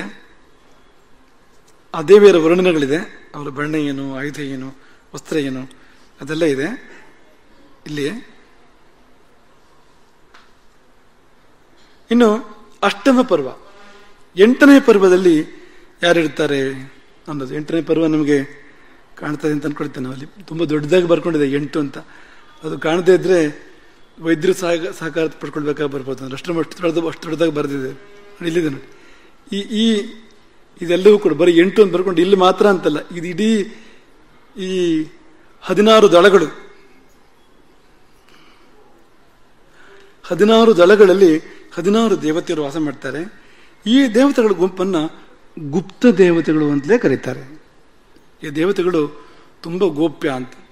ಈಗ ನಾವು ನಿಮಗೆ ಇಲ್ಲಿ ಕೂತ್ಕೊಂಡು ಹೇಳ್ತಾ ಇದ್ದೇವೆ ಅದನ್ನೆಲ್ಲ ಈ ಸಭಾ ಮಧ್ಯದಲ್ಲಿ, ಆದರೂ ಗುಪ್ತವೇ. ಯಾಕೆಂದ್ರೆ ಈ ಲಲಿತೋಪಾಖ್ಯಾನ ಪ್ರವಚನದಲ್ಲಿ ನಾವು ಯಾವಾಗಲೂ ನೋಡಿದೆ, ಅದು ಯಾವುದೋ ಎಲ್ರಿಗೂ ಬರೋಕ್ಕೆ ಸಾಧ್ಯ ಆಗೋದಿಲ್ಲ, ಅದಕ್ಕೆ ಅಂತ ಬಂದು ಕೂತ್ಕೊಳ್ಳೋಕೆ ಸಾಧ್ಯ ಆಗೋದಿಲ್ಲ ಅಂತ. ಒಂದ್ಸಾರಿ ಒಂದು ದೊಡ್ಡ ಜಾಗದಲ್ಲಿ ಈ ಲಲಿತಾ ಪ್ರವಚನ ಇಟ್ಟಿದ್ದು, ಆದರೂ ಒಂದು ಸೀಮಿತ ಜನಗಳೇ ಬಂದಿದ್ರು ಅದಕ್ಕೆ. ಇನ್ನೊಂದ್ಸತಿ ಈಗಲೂ ತುಂಬ ಜನಗಳಿದ್ದಾರೆ, ಅದ್ರ ಕೂತ್ಕೊಳ್ಳೋ ಜಾಗವೇ ಕಡಿಮೆ ಇದೆ ಇಲ್ಲಿ, ತುಂಬ ಜನ ಕೂತ್ಕೊಳ್ಳೋಕೆ ಆಗೋದಿಲ್ಲ ಇಲ್ಲಿ, ತಾನಾಗಿ ಹಾಗೆ ಬರ್ತದೆ ಇದು ಅಂತ. ನೀವು ಅಂತರ್ಜಾಲದಲ್ಲಿ ನೋಡೋದು, ಬೇರೆ ಕಡೆ ಪರದೆಯಲ್ಲಿ ನೋಡೋದು, ಅದು ಬೇರೆ ವಿಷಯ. ಅದು ಸಮ್ಮುಖದಲ್ಲಿ ಕೂತ್ಕೊಂಡು ಕೇಳೋದಕ್ಕೆ ಒಂದು ಮಿತವಾದ ಅವಕಾಶವೇ ಇರ್ತದೆ, ಮತ್ತು ಎಲ್ರಿಗೂ ಭಾಗವಹಿಸೋಕೆ ಸಾಧ್ಯ ಆಗೋದಿಲ್ಲ. ಎಲ್ಲರೂ ಕಿವಿಗೆ ಹೋದರೆ ಹೃದಯಕ್ಕೆ ಹೋಗೋದಿಲ್ಲ ಅದು. ಹಾಗಾಗಿ ಆಕೆ ತನ್ನ ಗೋಪ್ಯವನ್ನು ಕಾಪಾಡ್ತಾಳೆ. ಈ ಗುಪ್ತ ದೇವತೆಗಳು ಯಾರೆಲ್ಲ ಅಂದರೆ 16 ಗುಪ್ತ ದೇವತೆಗಳು, ಇವೆಲ್ಲ ಆಕರ್ಷಣ ದೇವತೆಗಳು. ಅವರ ಹೆಸರು ಮಾತ್ರ ಕೇಳಿ ಶುಭವೇ ಇದು. ಕಾಮಾಕರ್ಷಣಿಕ, ಬುದ್ಧ್ಯಾಕರ್ಷಣಿಕ, ಅಹಂಕಾರಾಕರ್ಷಣಿಕ, ಶಬ್ದಾಕರ್ಷಣಿಕ, ಸ್ಪರ್ಶಾಕರ್ಷಣಿಕ, ರೂಪಾಕರ್ಷಣಿಕ, ರಸಾಕರ್ಷಣಿಕ, ಗಂಧಾಕರ್ಷಣಿಕ, ಚಿತ್ತಾಕರ್ಷಣಿಕ, ಧೈರ್ಯಾಕರ್ಷಣಿಕ, ಸ್ಮೃತ್ಯಾಕರ್ಷಣಿಕ, ನಾಮಾಕರ್ಷಣಿಕ, ಬೀಜಾಕರ್ಷಣಿಕ, ಆತ್ಮಾಕರ್ಷಣಿಕ, ಅಮೃತಾಕರ್ಷಣಿಕ ಮತ್ತು ಶರೀರಾಕರ್ಷಣಿಕ ಎಂಬ 16 ದೇವಿಯರು 16 ದಳಗಳಲ್ಲಿ ವಾಸ ಮಾಡ್ತಾರೆ. ಆಕರ್ಷಣೆಗೆ ಸಂಬಂಧಪಟ್ಟಿರ್ತಕ್ಕಂಥ ದೇವತೆಗಳು. ನೋಡೋಕೆ ತುಂಬ ವಿಚಿತ್ರವಾಗಿ ಕಾಣ್ತವೆ ಶಬ್ದಗಳು, ಅಷ್ಟೆಲ್ಲ ಏನೂ ಇಲ್ಲ. ಉದಾಹರಣೆಗೆ ಧೈರ್ಯಾಕರ್ಷಣಿಕ ಅಂದರೆ ಮತ್ತೊಬ್ಬನ ಧೈರ್ಯವನ್ನು ಸೆಳಿಬೋದು ಅಂತ. ಇಲ್ಲೇ ಕೂತ್ಕೊಂಡು ಇನ್ನೊಬ್ಬನ ಧೈರ್ಯವನ್ನು ನಾವಿಲ್ಲಿ ಸೆಳಿಬೋದು ಅಂತ. ಹಾಗೆ ಸ್ಮೃತ್ಯಾಕರ್ಷಣಿಕ ಅಂದ್ರೆ ಇನ್ನೊಬ್ಬನ ಸ್ಮರಣೆಯನ್ನು ಇಲ್ಲೇ ಕೂತ್ಕೊಂಡು ಸೆಳಿಬೋದು ನಾವು ಅಂತ. ಅಸ್ಮೃತ್ಯಾಕರ್ಷಣಿಕ ಅದು ಅಂತ. ಅದಕ್ಕೆ ಸಂಬಂಧಪಟ್ಟಿರ್ತಕ್ಕಂಥ ದೇವಿಯವಳು ಅಂತೂ ಆಕರ್ಷಿಸುವ ಸೆಳೆಯುವ ದೇವಿಯರು ಎಲ್ಲರೂ ಕೂಡ ಗುಪ್ತ ದೇವತೆಗಳು 16. ಇವರು ದೇವಿಯ ಚಕ್ರರಾಜ ರಥದ 8ನೆಯ ಪರ್ವದಲ್ಲಿ 8ನೆಯ ಆವರಣದಲ್ಲಿ ಇರ್ತಕ್ಕಂಥವ್ರು. ಇನ್ನು 7ನೆಯದು ಅದು ಅಷ್ಟದಳ. 7ನೆಯದು ಅಷ್ಟದಳ ಕಮಲ. ಅದು ಇಲ್ಲಿ ನೋಡ್ತಾ ಇದ್ದೀರಲ್ಲ, ಇದು ಅಷ್ಟದಳ ಕಮಲ. ಅದು 7 ಬರ್ಕೊಂಡಿದೆ ನೋಡಿ. ಇದು ಇದು ಇದು ಇದು ಅಷ್ಟದಳ ಕಮಲ. ಇದು ಈ ಅಷ್ಟದಳ ಕಮಲದ ಒಂದೊಂದು ಕಮಲದಲ್ಲಿ ಕಾಮಶಕ್ತಿಗಳು: ಅನಂಗ ಕುಸುಮ, ಅನಂಗ ಮೇಖಲ, ಅನಂಗ ಮದನ, ಅನಂಗ ಮದನಾತುರ, ಅನಂಗ ರೇಖಾ, ಅನಂಗ ವೇಗ, ಅನಂಗಾಂಕುಶ ಮತ್ತು ಅನಂಗ ಮಾಲಿನಿ. ಅನಂಗ ಅಂದ್ರೆ ಕಾಮ. ಅಂಗ ಇಲ್ವಲ್ಲ ಕಾಮನಿಗೆ, ಶಿವ ಸುಟ್ನಲ್ಲ ಅದನ್ನ, ಹಾಗಾಗಿ ಅನಂಗ ಅಂತ ಹೆಸರು ಅವನಿಗೆ. ಈ ದೇವಿಯರಿಗೆ ಗುಪ್ತ ತರಾ ದೇವಿಯರು ಅಂತ, ಅಂದ್ರೆ ಮತ್ತೂ ಗುಟ್ಟು ಅಂತ. ಹಿಂದಿನ ದೇವಿಯರು ಗುಪ್ತ ದೇವಿಯರು, ಈ ದೇವಿಯರು ಗುಪ್ತ ತರ ಅಂದ್ರೆ ಅವ್ರಿಗಿಂತ ಜಾಸ್ತಿ ಗುಟ್ಟಿನ ದೇವಿಯರು ಇವರೆಲ್ಲರೂ ಕೂಡ. ಇವರೆಲ್ಲರ ಕೈಯಲ್ಲಿ ಮನ್ಮಥನ ಹಾಗೆ ಒಂದು ಕೈಯಲ್ಲಿ ಕಬ್ಬಿನ ಬಿಲ್ಲು, ಇನ್ನೊಂದು ಕೈಯಲ್ಲಿ ಹೂವಿನ ಬಾಣ ಮತ್ತು ಹೂವಿನ ಚೆಂಡು ಕೂಡ ಇರತಕ್ಕಂಥ ದೇವತೆಯರು. ಇವರೆಲ್ಲರೂ ಭಂಡಾಸುರನ ಸಂಹಾರಕ್ಕೋಸ್ಕರವಾಗಿ ಅಮ್ಮನವರ ಜೊತೆಯಲ್ಲಿ ಅವಳ ರಥದಲ್ಲಿ ಒಂದೊಂದು ಆವರಣದಲ್ಲಿ ವಾಸ ಮಾಡಿ ಮುನ್ನಡೆದರು. ಮುಂದಿನ ದೇವತೆಗಳ ಗುಂಪು ಅದು 6ನೇ ವಲಯದಲ್ಲಿ ಇರ್ತಕ್ಕಂಥದ್ದು. ಅದನ್ನ ಸಂಪ್ರದಾಯ ಶಕ್ತಿಗಳು ಅಂತ ಕರೀತಾರೆ. ಆ ಶಕ್ತಿಗಳಿಗೆ ಸಂಪ್ರದಾಯ ಶಕ್ತಿ ಅಂತ 6 ಅಂತ ಬರ್ಕೊಂಡಿದೆಯಲ್ಲ, ಈ ಕೋಣಗಳು, ಈ ವಲಯ, ಇದು ಇಲ್ಲೂ ಕೂಡ ನೀಲಿ ಬಣ್ಣದಲ್ಲಿ ಇದೆಯಲ್ಲ, ಇದು ಇದು 14 ಕೋಣಗಳು ಇದು ಇರತಕ್ಕಂಥದ್ದು. 14 ಕೋಣಗಳಲ್ಲಿ 14 ಶಕ್ತಿಗಳು: ಸರ್ವ ಸಂಕ್ಷೋಭಿಣಿ, ಸರ್ವ ವಿದ್ರಾವಿಣಿ, ಸರ್ವಾಕರ್ಷಣಿಕ, ಸರ್ವಾಹ್ಲಾದನಿಕ, ಸರ್ವ ಸಂಮೋಹಿನಿ. ಸರ್ವಾಹ್ಲಾದನಿಕ ಅಂದ್ರೆ ಎಲ್ಲರಿಗೂ ಆಹ್ಲಾದ ಉಂಟು ಮಾಡುವ ಶಕ್ತಿ ಅದು. ಎಲ್ಲರಿಗೂ ಇದ್ದಕ್ಕಿದ್ದಂತೆ ಆಹ್ಲಾದವನ್ನು ಉಂಟು ಮಾಡುವಂಥ ಶಕ್ತಿ ಅದಕ್ಕಿದೆ. ಸರ್ವ ಸಂಮೋಹಿನಿಂದ ಎಲ್ಲರನ್ನು ಮೋಹಗೊಳಿಸುವಂಥ ಶಕ್ತಿ ಇದು. ಸರ್ವಸ್ತಂಭನಿಕ, ಸರ್ವಜೃಂಭಣಿಕ, ಸರ್ವವಶಂಕರಿ, ಸರ್ವರಂಜನಿಕ, ಸರ್ವೋನ್ಮಾದನಿಕ. ಸರ್ವಾರ್ಥ ಸಾಧನೆಯಿಂದ ಎಲ್ಲ ಕೆಲಸವನ್ನು ಸಾಧನೆ ಮಾಡ್ಬೋದು ಅವಳ ಮೂಲಕವಾಗಿ. ಸರ್ವ ಸಂಪತ್ತಿ ಪೂರ್ಣಿ ಅಂದ್ರೆ ಎಲ್ಲ ಸಂಪತ್ತು ಬರ್ತದೆ ಅವಳ ಆಶೀರ್ವಾದದಿಂದ. ಸರ್ವ ಮಂತ್ರಮಯಿ, ಸರ್ವದ್ವಂದ್ವಕ್ಷಯಕರಿ ಅಂತ ಕೊನೆಯದು 14ನೇದು. ಸರ್ವದ್ವಂದ್ವಕ್ಷಯಕರಿ ಅಂದ್ರೆ ದ್ವಂದ್ವಗಳು ಯಾವುದು ಅಂದ್ರೆ ಹಸಿವು, ಬಾಯಾರಿಕೆ, ಅದನ್ನು ನಿವಾರಿಸಬಲ್ಲ ಶಕ್ತಿ ಅದು ಅಂತ. ಹಸಿವು ಇಲ್ಲ, ಬಾಯಾರಿಕೆಯೂ ಇಲ್ಲ ಎನ್ನುವಂತೆ. ಹಾಗೆ ಶೋಕ, ಮೋಹ, ಜರ, ಮೃತ್ಯು, ಮುಪ್ಪು, ಸಾವು ಇಂಥದ್ದನ್ನ ಇಲ್ಲದಂತೆ ಮಾಡ್ತಕ್ಕಂಥ ಶಕ್ತಿಗಳು ಅವೆಲ್ಲವೂ ಕೂಡ ಅಂತ. ಅದು ಸಂಪ್ರದಾಯ ಶಕ್ತಿಗಳು 6ನೆಯ ಆವರಣದಲ್ಲಿ. ಹಾಗೆ 5ನೆಯ ಆವರಣದಲ್ಲಿ ಸ್ಫಟಿಕವನ್ನು ಹೋಲುವ ಪರಶುವನ್ನು, ಪಾಶವನ್ನು, ಗದೆಯನ್ನು, ಘಂಟೆಯನ್ನು, ಮಣಿಯನ್ನು ಹಿಡಿದಿರ್ತಕ್ಕಂಥ ಕುಲೋತ್ತೀರ್ಣ ಶಕ್ತಿಗಳು. ಅವು 5ನೇ ಪರ್ವ 10 ಕೋಣ ಇರ್ತಕ್ಕಂಥ ದಶಕೋಣ. ಇದು ಈ ಕೆಂಪು ಬಣ್ಣ ಇದೆಯಲ್ಲ, 10 ಕೋಣ ಇದೆ ಅದರಲ್ಲಿ. ಲೆಕ್ಕ ಮಾಡ್ಕೊಳ್ಳಿ ನೀವು. ಅದು ಕೆಂಪು ಬಣ್ಣದಲ್ಲಿ ಕಾಣ್ತಕ್ಕಂಥ ವಲಯ ಅದು. ಸರ್ವಸಿದ್ಧಿಪ್ರದ, ಸರ್ವ ಸಂಪತ್ಪ್ರದ, ಸರ್ವ ಪ್ರಿಯಂಕರಿ, ಸರ್ವ ಮಂಗಲಕಾರಿಣಿ, ಸರ್ವ ಕಾಮಪ್ರದ, ಸರ್ವ ದುಃಖ ವಿಮೋಚನಿ. ಆ ಒಂದು ದೇವಿ ಹೆಸರು ಸರ್ವ ದುಃಖ ವಿಮೋಚನಿ. ಸುಮ್ಮನೆ ಹೆಸರಲ್ಲ. ಈಗ ನಾವೆಲ್ಲ ಏನೇನೋ ಹೆಸರಿಟ್ಕೊಂಡಿರ್ತೇವೆ, ಅದು ತಕ್ಕಂತ ನಾವು ಇರೋದಿಲ್ಲ. ಲಕ್ಷ್ಮೀ 20 ಅಂತ ಹೆಸರಿಟ್ಕೊಂಡ್ರೆ ಒಂದು ಹತ್ರ ದುಡ್ಡಿದೆ ಅಂತ ಅರ್ಥ ಅಲ್ಲ ಅದಕ್ಕೆ, ಅಲ್ವಾ? ಇದು ಹಾಗಲ್ಲ. ಇದು ಹೆಸರಿದೆ ಅಂದ್ರೆ ಆ ಶಕ್ತಿ ಇದೆ ಅಂತ ಅರ್ಥ ಅದಕ್ಕೆ. ಸರ್ವ ದುಃಖ ವಿಮೋಚನಿ, ಸರ್ವ ಮೃತ್ಯು ಪ್ರಶಮನಿ ಅಂದ್ರೆ ಎಲ್ಲಾ ಬಗೆಯ ಮೃತ್ಯುಗಳಿಂದ ನಮಗೆ ರಕ್ಷಣೆ ಕೊಡ್ತಕ್ಕಂಥ ದೇವಿ ಅವಳು. ಸರ್ವ ವಿಘ್ನ ನಿವಾರಣಿ, ಸರ್ವಾಂಗ ಸುಂದರಿ, ಸರ್ವ ಸೌಭಾಗ್ಯದಯನಿ ಎಂಬ 10 ದೇವತೆಗಳು 5ನೇ ಪರ್ವದಲ್ಲಿ. 4ನೇ ಪರ್ವ ಇವೆಲ್ಲ ಮುತ್ತಿನಂತೆ ಬೆಳಪಾಗಿರ್ತಕ್ಕಂಥ ಬಣ್ಣವುಳ್ಳವರು. ಇವರಿಗೆ ನಿಗರ್ಭ ಯೋಗಿನಿಯರು ಅಂತ ಹೆಸರು. ಇವರು 10. ಇದಿದೆಯಲ್ಲ ಈ ಕಡು ನೀಲಿ, ಈ ಕೆಂಪಿನ ಒಳಗೆ 10 ಇದೆ. ಇದು ಕೂಡ 4ನೇ ವಲಯ ನೋಡಿ, ಇಲ್ಲಿದೆ. ಇದು 10 ಇದೆ. ಇದು ಕೂಡ ಸರ್ವಜ್ಞ ಅಂತ. ಮೊದಲನೇ ದೇವಿ ಹೆಸರು ಸರ್ವಜ್ಞ, ಎರಡನೇಳು ಸರ್ವಶಕ್ತಿ. ಹೆಸರು ಕೇಳಿದ್ರೆ ಗೊತ್ತಾಗ್ತದೆ ಅವ್ರಿಗೆ ಅವ್ರು ಏನ್ ಮಾಡಬಲ್ಲರು ಅಂತ. ಮೂರನೇವಳು ಸರ್ವೈಶ್ವರ್ಯ ಪ್ರದಾಯಿನಿ, ನಾಲ್ಕನೇವಳು ಸರ್ವಜ್ಞಾನಮಯಿ, ಐದನೇವಳು ಸರ್ವವ್ಯಾಧಿ ವಿನಾಶಿನಿ. ಇದು ಬರೇ ಯುದ್ಧದ ಕಥೆ ಅಲ್ಲ, ಇದು ನಿಮ್ಮ ಜೀವನದ ಕಥೆ. ಇದು ಇದರ ಅನುಸಂಧಾನದಿಂದ ವ್ಯಾಧಿ ನಿವಾರಣೆ ಆಗ್ಬೋದು, ಜ್ಞಾನ ಪ್ರಾಪ್ತಿ ಆಗ್ಬೋದು, ಐಶ್ವರ್ಯ ಪ್ರಾಪ್ತಿ ಆಗ್ಬೋದು. ಅದಕ್ಕಿರುವಂಥದ್ದು ಯುದ್ಧ ಅನ್ನೋದು ನೆಪ ಅಷ್ಟೇ ನಿಮಗೆ ಹೇಳಲಿಕ್ಕಿರುವಂಥದ್ದು. ಆರನೇವಳು ಸರ್ವಾಧಾರ ಸ್ವರೂಪ, ಏಳನೇವಳು ಸರ್ವ ಪಾಪಹರ, ಎಂಟನೇವಳು ಸರ್ವ ಆನಂದಮಯಿ, ಒಂಬತ್ತನೇವಳು ಸರ್ವ ರಕ್ಷಾ ಸ್ವರೂಪಿಣಿ, ಕೊನೆಯವಳು ಸರ್ವ ಈಪ್ಸಿತ ಫಲಪ್ರದ, ಸರ್ವೇಪ್ಸಿತ ಫಲಪ್ರದ. ಇದು ನಿಗರ್ಭ ಯೋಗಿನಿಯರು, ನಾಲ್ಕನೆಯ ಪರ್ವ ಇದು. ಇನ್ನು ಮೂರನೇ ಪರ್ವದಲ್ಲಿ, ಮೂರನೇ ಪರ್ವ ದೇವಿಗೆ ತುಂಬಾ ಹತ್ರ ಬಂತು. ಇಲ್ಲಿ ಬಂತು ನೋಡಿ, ಮೂರನೇ ಪರ್ವ ತುಂಬಾ ಹತ್ರ ಬಂತು. 8 ಅಷ್ಟಕೋಣ ಇದು. ಬಿಂದು ತ್ರಿಕೋಣ ವಸುಕೋಣ ಅಂತ. ಈ ತ್ರಿಕೋಣದ ಹೊರಗಡೆ ಇದೆ ನೋಡಿ, ಇದೇ ಇದು ತ್ರಿಕೋಣ. ಅದು ಕೂಡಲೇ ಇರುವಂತ ಈ ಆಭರಣ ಇದು, ಈ ಪರ್ವ ಇದು. ಇವ್ರಿಗೆ ಹೆಸರು ರಹಸ್ಯ ಯೋಗಿನಿಯರು ಅಂತ ಇವ್ರ ಹೆಸರು. ನಾವು ಧ್ವನಿವರ್ಧಕದಲ್ಲಿ ಹೇಳ್ತಾ ಇದ್ದೇವೆ ಅದನ್ನ, ರಹಸ್ಯ ಯೋಗಿನಿಯರು ಅಂತ. ಅದು ಈ ರಾಮಾನುಜಾಚಾರ್ಯರ ಕಥೆ ಬರ್ತದೆ ಅಂತ. ಅವರು ಗುರುಗಳು ಅವರಿಗೆ ದ್ವಯಮಂತ್ರ ಅಂತ ಒಂದು ಮಂತ್ರ ಉಪದೇಶ ಮಾಡಿದ್ರಂತೆ.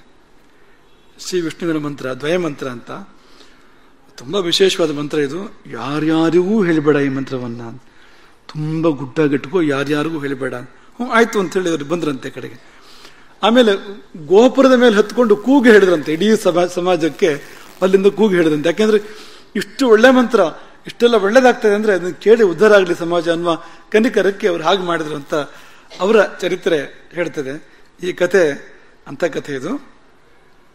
ರಹಸ್ಯ ಯೋಗಿನಿಯರು ಯಾರೆಲ್ಲ ಅಂದ್ರೆ ವಶಿನಿ, ಕಾಮೇಶಿ, ಭೋಗಿನಿ, ವಿಮಲ, ಅರುಣ, ಜೈನಿ, ಸರ್ವೇಶಿ ಮತ್ತು ಕೌಲಿನಿ ಎಂಬ 8 ಶಕ್ತಿಗಳು ಇವು ಅಷ್ಟಕೋಣದಲ್ಲಿ ಇರ್ತಕ್ಕಂಥದ್ದು. ಇವೆಲ್ಲವೂ ಈ ಎಲ್ಲ ದೇವಿಯರು ಕೂಡ ಅತಿ ಪೂರ್ವ ರಹಸ್ಯಕ. ಇವರೆಲ್ಲ 8 ದೇವಿಯರು ಹೇಗಿದ್ದಾರೆ ಅಂದ್ರೆ ಕೇಳ್ಕೊಳ್ಳಿ. ಲಲಿತಾ ಸಮ ಮಾಹಾತ್ಮ್ಯ ಅಂತ, ಲಲಿತಾ ದೇವಿಯ ಮಹಾತ್ಮ್ಯಕ್ಕೆ ಸಮಾನವಾದ ಮಹಾತ್ಮ್ಯ ಇವರದ್ದು ಅಂತ. ಎರಡನೇ ಲಲಿತೆಯರು ಇವರೆಲ್ಲರೂ ಕೂಡ ಅಂತ. ಲಲಿತಾ ಸಮ ತೇಜಸಃ, ಅವಳ ತೇಜಸ್ಸೇನೋ ಇವಳ ತೇಜಸ್ಸು ಕೂಡ ಅಂಥದ್ದೇ ಅಂತ.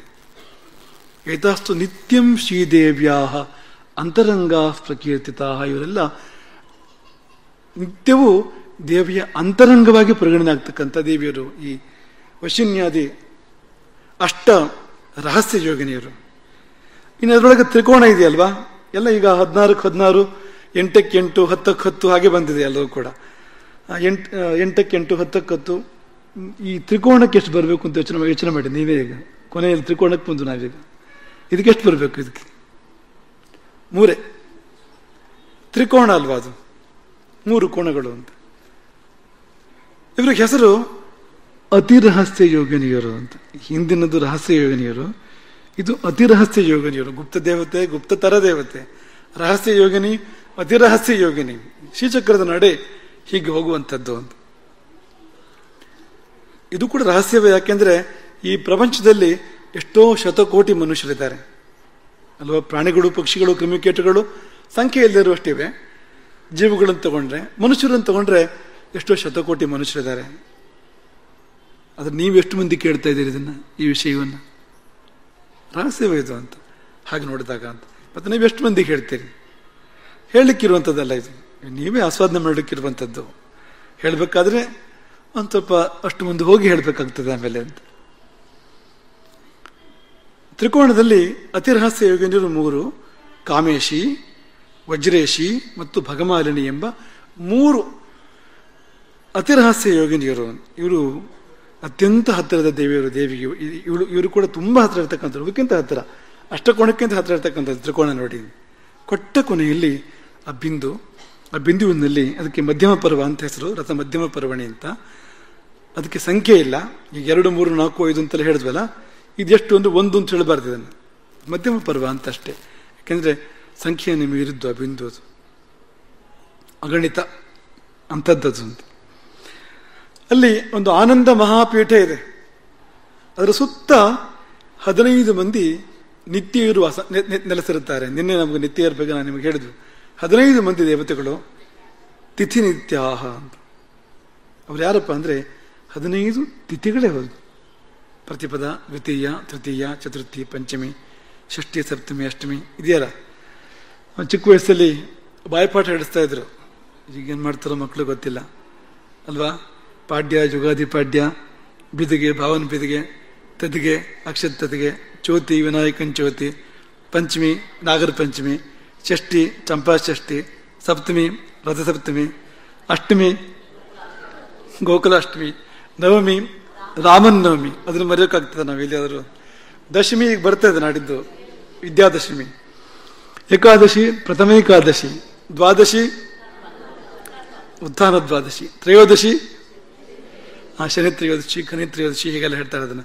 ಚತುರ್ದಶಿ ಮೊನ್ನೆ ಕಳೀತದು, ಅನಂತನ್ ಚತುರ್ದಶಿ. ಹುಣ್ಣಿಮೆ ನುಗುಲ್ ಹುಣ್ಣಿಮೆ, ಭೂಮಿ ಹುಣ್ಣಿಮೆ, ನೂರು ಹುಣ್ಣಿಮೆ. ನೂರು ಹುಣ್ಣಿಮೆ ಅಂತ ಹೇಳ್ತಾ ಇದ್ರು. ಈಗೆಲ್ಲ ಮಕ್ಕಳು ಅದನ್ನು ಎಷ್ಟು ಹೇಳ್ತಾರೋ, ನೀವೆಷ್ಟು ಹೇಳಿಸ್ತೀರೋ, ನೀವು ಹೇಳಿದಷ್ಟು ಅವ್ರು ಕೇಳ್ತಾರೋ ಇದೆಲ್ಲ ಗೊತ್ತಿಲ್ಲ. ಆದರೆ ನಾವು ಹೇಳ್ತಾ ಬಂದವರು ಅದನ್ನು, ನಮ್ಗೆ ಉಪಯೋಗ ಆಗಿದೆ. ನಾವು ಚಿಕ್ಕ ವಯಸ್ಸಲ್ಲಿ 60 ಸಂವತ್ಸರಗಳು ಪ್ರತಿನಿತ್ಯವೂ ಕೂಡ, 27 ನಕ್ಷತ್ರಗಳು ಈ ಎಲ್ಲ ಹೇಳಬೇಕು ಪ್ರತಿನಿತ್ಯವೂ ಕೂಡ. ಕೊನೆಗೆ ಬೆನಕ ಬೆನಕ ಏಕದಂತ ಅಂತ ಹೇಳಿ ಮುಕ್ತಾಯ ಮಾಡುವಂಥದ್ದು ಇದು ಅಲ್ವಾ. ಖುಷಿ ಅದನ್ನ ಹೇಳ್ಬೇಕಾದ್ರೆ, ಬೆನಕ ಬೆನಕ ಏಕದಂತಿ ಮುಗಿತು ಈಗ ಅಂತ, ಬಾಯ್ಪಾಟಿ ಎದ್ದು ಓಡೋದು ಈಗ ಅಂತ ಅನ್ನೋ ಖುಷಿಲಿ ಹೇಳೋದು ಕೊನೆಯದು ಅಂತ. ಆದರೆ ಈಗ ಅದನ್ನು ನಾವು ಕಾಣ್ತಾನೆ ಇಲ್ಲ ಅಂತ. ಆ ಸಂದರ್ಭಗಳೇ ಈಗ ಅಪರೂಪ ಆಗಿಬಿಟ್ಟಿದೆ. ಅದು ಬೇಕು ಮಕ್ಕಳಿಗೆ, ಅದನ್ನು ತಪ್ಪದೇ ಹೇಳಿಸ್ಬೇಕು. ಅದೆಲ್ಲ ಮೂಲಭೂತ ಬೇಕಾಗುವಂಥ ವಿಷಯಗಳನ್ನ ಕೊಡ್ತಾ ಇದ್ರು ಅಂತ ಅವತ್ತಿನ ಕಾಲದಲ್ಲಿ. ಇವತ್ತು ನಕ್ಷತ್ರ ನಮ್ಗೆ ಗೊತ್ತೇ ಇಲ್ಲ. ತುಂಬ ಫಲ ಇದೆ ನಕ್ಷತ್ರಕ್ಕೆ, ಗೊತ್ತೇ ಇಲ್ಲ ನಮಗದು ಅಂತ ಹಾಗಾಗಿದೆ. ತಿಥಿಗೂ ತುಂಬ ಫಲ ಇದೆ. ಆ ಎಲ್ಲ ತಿಥಿಗಳು ಕೂಡ ದೇವತೆಗಳು ಅಂತ. ಆದರೆ ಈ ಆಧುನಿಕ ಪದ್ಧತಿ ಏನಿದೆ, ಈ ಜನವರಿ ಫೆಬ್ರವರಿ ತಾರೀಕು 1, 2, 3 ಇದಕ್ಕೆ ವೈಜ್ಞಾನಿಕ ಅರ್ಥವೂ ಇಲ್ಲ, ನನಗೆ ಖಗೋಳದ ಬೆಂಬಲ ಇಲ್ಲ ಅದಕ್ಕೆ. ಈಗ ನೀವು ಅದನ್ನು ಯಾವಾಗಲೂ ಹೇಳ್ತಾ ಇರುವಂಥದ್ದು, ನಾವು ಹೊಸದಲ್ಲ ಇದನ್ನು. ಇವತ್ತು ತಾರೀಕು ಎಷ್ಟು ತಾರೀಕು ಇವತ್ತು? 27. ಎಷ್ಟು ತಾರೀಕು ಅಂತ ಕೇಳಿದಾಗ ಅನುಮಾನ ಆಯ್ತು ಅವ್ರಿಗೆ, ಯಾವುದನ್ನು ಹೇಳಬೇಕು, ತಿಥಿ ಹೇಳಬೇಕು, ತಾರೀಕು ಹೇಳಬೇಕು ಅಂತ ಅನುಮಾನ ಆಯ್ತು. ತಾರೀಖೆ ಕೇಳಿದ್ವಿ ನಾವು. ಸೆಪ್ಟೆಂಬರ್ 27 ಅನ್ನೋದನ್ನು ನೀವು ಆಕಾಶದಲ್ಲಿ ತೋರಿಸಿ ನೋಡೋಣ. ಸೆಪ್ಟೆಂಬರ್ 27 ಅನ್ನೋದು ನಿಮ್ಮ ಕಾಗದದಲ್ಲಿದೆ ಅಲ್ವಾ. ಈ ಕಾಗದದಲ್ಲಿ ಇರೋದು ಅದಕ್ಕೆ ಅಂದ್ರೆ ಬುಡ ಇದೆ ಅಂತ ನೋಡೋಣ ಅಂತ. ಪ್ರಕೃತಿಯಲ್ಲಿ ತೋರಿಸಿ ಅದನ್ನ ಅಂತ. ಸೆಪ್ಟೆಂಬರ್ ಅನ್ನೋದನ್ನ ಪ್ರಕೃತಿಯಲ್ಲಿ ತೋರಿಸಿ ನೋಡೋಣ, ತೋರ್ಸೋಕ್ಕಾಗತ್ತಾ ಅಂತ. ಪ್ರಕೃತಿ ಬೆಂಬಲ ಇಲ್ಲ ಅದಕ್ಕೆ ಅಂತ. ಆದರೆ ನೀವು ಹುಣ್ಣಿಮೆ ಅನ್ನೋದನ್ನ ಆಕಾಶದಲ್ಲಿ ತೋರಿಸ್ಬೋದು, ಅಮಾವಾಸ್ಯೆ ಅನ್ನೋದನ್ನ ಆಕಾಶದಲ್ಲಿ ತೋರಿಸ್ಬೋದು, ನೀವು ಸಂಕ್ರಾಂತಿ ಅನ್ನೋದನ್ನ ಆಕಾಶದಲ್ಲಿ ತೋರಿಸ್ಬೋದು, ಅಷ್ಟಮಿ ನವಮಿ ಆಕಾಶದಲ್ಲಿ ತೋರಿಸ್ಬೋದು. ಅಷ್ಟಮಿ ಅಂದ್ರೆ ಅಂತರ, ಅದು ಸೂರ್ಯಚಂದ್ರರ ಅಂತರವೇ ತಿಥಿ. ಸೂರ್ಯಚಂದ್ರ ಅಂತರ ತುಂಬ ಹೆಚ್ಚಿದ್ದಾಗ ಹುಣ್ಣಿಮೆ, ತುಂಬ ಕಡಿಮೆ ಇದ್ದಾಗ ಅಮಾವಾಸ್ಯೆ, ಇಬ್ಬರು ಸೇರ್ಕೊಂಡಿದ್ದಾಗ ಅಮಾವಾಸ್ಯೆ. ಎಷ್ಟೆಷ್ಟು ದೂರ ಹೋದರೂ ಅಷ್ಟಷ್ಟು ಪ್ರಥಮ, ದ್ವಿತೀಯ, ತೃತೀಯ ಅನ್ನೋಂಥ ತಿಥಿಗಳಾಗ್ತಾ ಹೋಗ್ತವೆ ಅಲ್ಲಿ. ಅಷ್ಟಮಿ ಅಂದರೆ ಸುಮಾರು ಮಧ್ಯ ದೂರ ಅಂತ ಅನ್ಬೋದು. ಅಷ್ಟು ದೂರ ಬಂದಾಗ ಅಷ್ಟಮಿ ಅಂತ ಆಗ್ತದೆ, ಆಕಾಶದಲ್ಲಿ ತೋರಿಸ್ಬೋದು. ಇಷ್ಟು ವೈಜ್ಞಾನಿಕ ಇದು ಅಂತ. ಹಾಗಾಗಿ ಈ ತಿಥಿಗಳಲ್ಲಿ ದೇವತಾ ಸಾನ್ನಿಧ್ಯ ಇದೆ. ಒಂದೊಂದು ತಿಥಿಯಲ್ಲೂ ಕೂಡ ದೇವತಾ ಸನ್ನಿಧಾನ ಇದೆ. ಕಾಲರೂಪಿಣಿಯರು ಇವರೆಲ್ಲರೂ ಕೂಡ ಅಂತ. ನಮ್ಮ ಜೀವನದ ಭಾಗ ಇವರೆಲ್ಲ ಅಂತ. ಆದ್ರೆ ಅದು ಹೇಗೆ ಜೀವನದ ಭಾಗ ಆಗುತ್ತೋ ನಮ್ಗೆ ಗೊತ್ತಿಲ್ಲ. 10 ತಿಂಗಳಿದ್ದವರದ್ದು ಮೊದಲು, 12 ತಿಂಗಳು ಇರಲಿಲ್ಲ ಅವರದ್ದು. ಸೇರಿಸಿದ್ದು 8 ಇತ್ತಂತೆ ಮೊದಲು, 10 ಆಯ್ತು, 12 ಆಯ್ತು ಅಂತ ಹೀಗೆಲ್ಲ ಹೇಳ್ತಾರೆ. ಆ ಜೂಲಿಯಸ್ ಸೀಸರ್ ಜುಲೈ ಅಂತ ಒಂದು ತಿಂಗಳು ಅವಂದು ಮಾಡ್ದ, ಆಮೇಲೆ ಆಗಸ್ಟ್ ಸೀಸರ್ ಬಂದು ಅವನೊಂದು ತಿಂಗಳು ಆಗಸ್ಟ್ ಅಂತ ಮಾಡ್ದ. ಇದ್ರ ನಮ್ಗೇನು ಸಂಬಂಧ? ಈ ಆಗಸ್ಟ್ ಸೀಸರ್ಗೂ ಜೂಲಿಯಸ್ ಸೀಸರ್ಗೂ ಭಾರತೀಯರಿಗೂ ಏನು ಸಂಬಂಧ? ನಾವ್ಯಾಕೆ ಅದನ್ನು ಹೇಳಬೇಕು ಅಂದ್ರೆ ಯಾರಿಗೂ ಗೊತ್ತಿಲ್ಲ. ಇದಕ್ಕೆ ಅಂಧಾನುಕರಣೆ ಅಂತ ಹೆಸರು ಅಂತ. ನಾವು ಯಾಕೆ ಆಗಸ್ಟ್ ಅಂತ ಹೇಳ್ತೇವೆ, ಯಾಕೆ ಜುಲೈ ಅಂತ ಹೇಳ್ತೇವೆ ಅಂತ ನಮಗೆ ಗೊತ್ತಿಲ್ಲ, ಅನುಸರಣೆ ಮಾಡ್ತಾ ಇರ್ತೇವಲ್ಲ ನಾವು ಅದನ್ನ. ಇದಕ್ಕಿಂತ ದೊಡ್ಡ ಮೌಢ್ಯ, ಜಾಡ್ಯ, ಅಂಧಾನುಕರಣ ಯಾವುದಿದೆ ಹೇಳಿ. ಆದರೆ ಈ ತಿಥಿಗಳು ಹಾಗಲ್ಲ. ಈ ದೇವತೆಗಳಾದ್ರಿಂದಲೇ ತಿಥಿಯನ್ನು ಅನುಸಂಧಾನ ಮಾಡಿದ್ರೆ ಸಂಪತ್ತು ಬರ್ತದೆ ಅಂತ. ನಿನ್ನೆ ಹೇಳಿದ್ವಲ್ಲ, ತಿಥೇಶ್ಚೈಶ್ವರ್ಯ ಮಾಪ್ನೋತಿ, ವಾರಾದ ಆಯುಷ್ಯವರ್ಧನಂ, ವಾರದಿಂದ ಆಯುಸ್ಸು, ನಕ್ಷತ್ರಾತ್ ಹರತೆ ಪಾಪಂ, ಪಾಪಹರಣ ನಕ್ಷತ್ರ ಜ್ಞಾನದಿಂದ, ಯೋಗಾತ್ ರೋಗ ನಿವಾರಣಂ, ಯೋಗದಿಂದ ರೋಗ ಪರಿಹಾರ. ಒಬ್ರಿಗಾರು ಯೋಗ ಯಾವುದನ್ನು ಗೊತ್ತಿರ್ತದ ಇವತ್ತು ನಮಗೆ, ಕರ್ಣ ಯಾವುದಂತ ಒಬ್ರಿಗಾರು ಗೊತ್ತಿರ್ತದ? ತಿಥಿಯ ಅರ್ಧ ಭಾಗ ಕರ್ಣ. ಯಾವ ಕರ್ಣ ಅಂತ ಗೊತ್ತಿರ್ತದೆ ಅಂದ್ರೆ ಖಂಡಿತ ಇಲ್ಲ. ದೈವಜ್ಞರು ಕೂಡ ಈ ಜ್ಯೋತಿಷ ಹೇಳುವಂತರು ಕೂಡ ತೆಗೆದು ನೋಡ್ಬೇಕಾಗ್ತದೆ ಅದಕ್ಕೆ ಎಷ್ಟೋ ಸರ್ತಿ ಯಾವ್ದಂತ ಹೇಳ್ಬೇಕಾದ್ರೆ. ಆದ್ರೆ ನಮ್ಮಲ್ಲಿ ಕ್ರಮ ಹೇಗೆ ಅಂದ್ರೆ ಪಂಚಾಂಗ ಶ್ರವಣ ಪ್ರತಿನಿತ್ಯ ಆಗಬೇಕು ಬೆಳಗ್ಗೆ ಆದ್ಮೇಲೆ ಹೊರಡುವಂಥದ್ದು.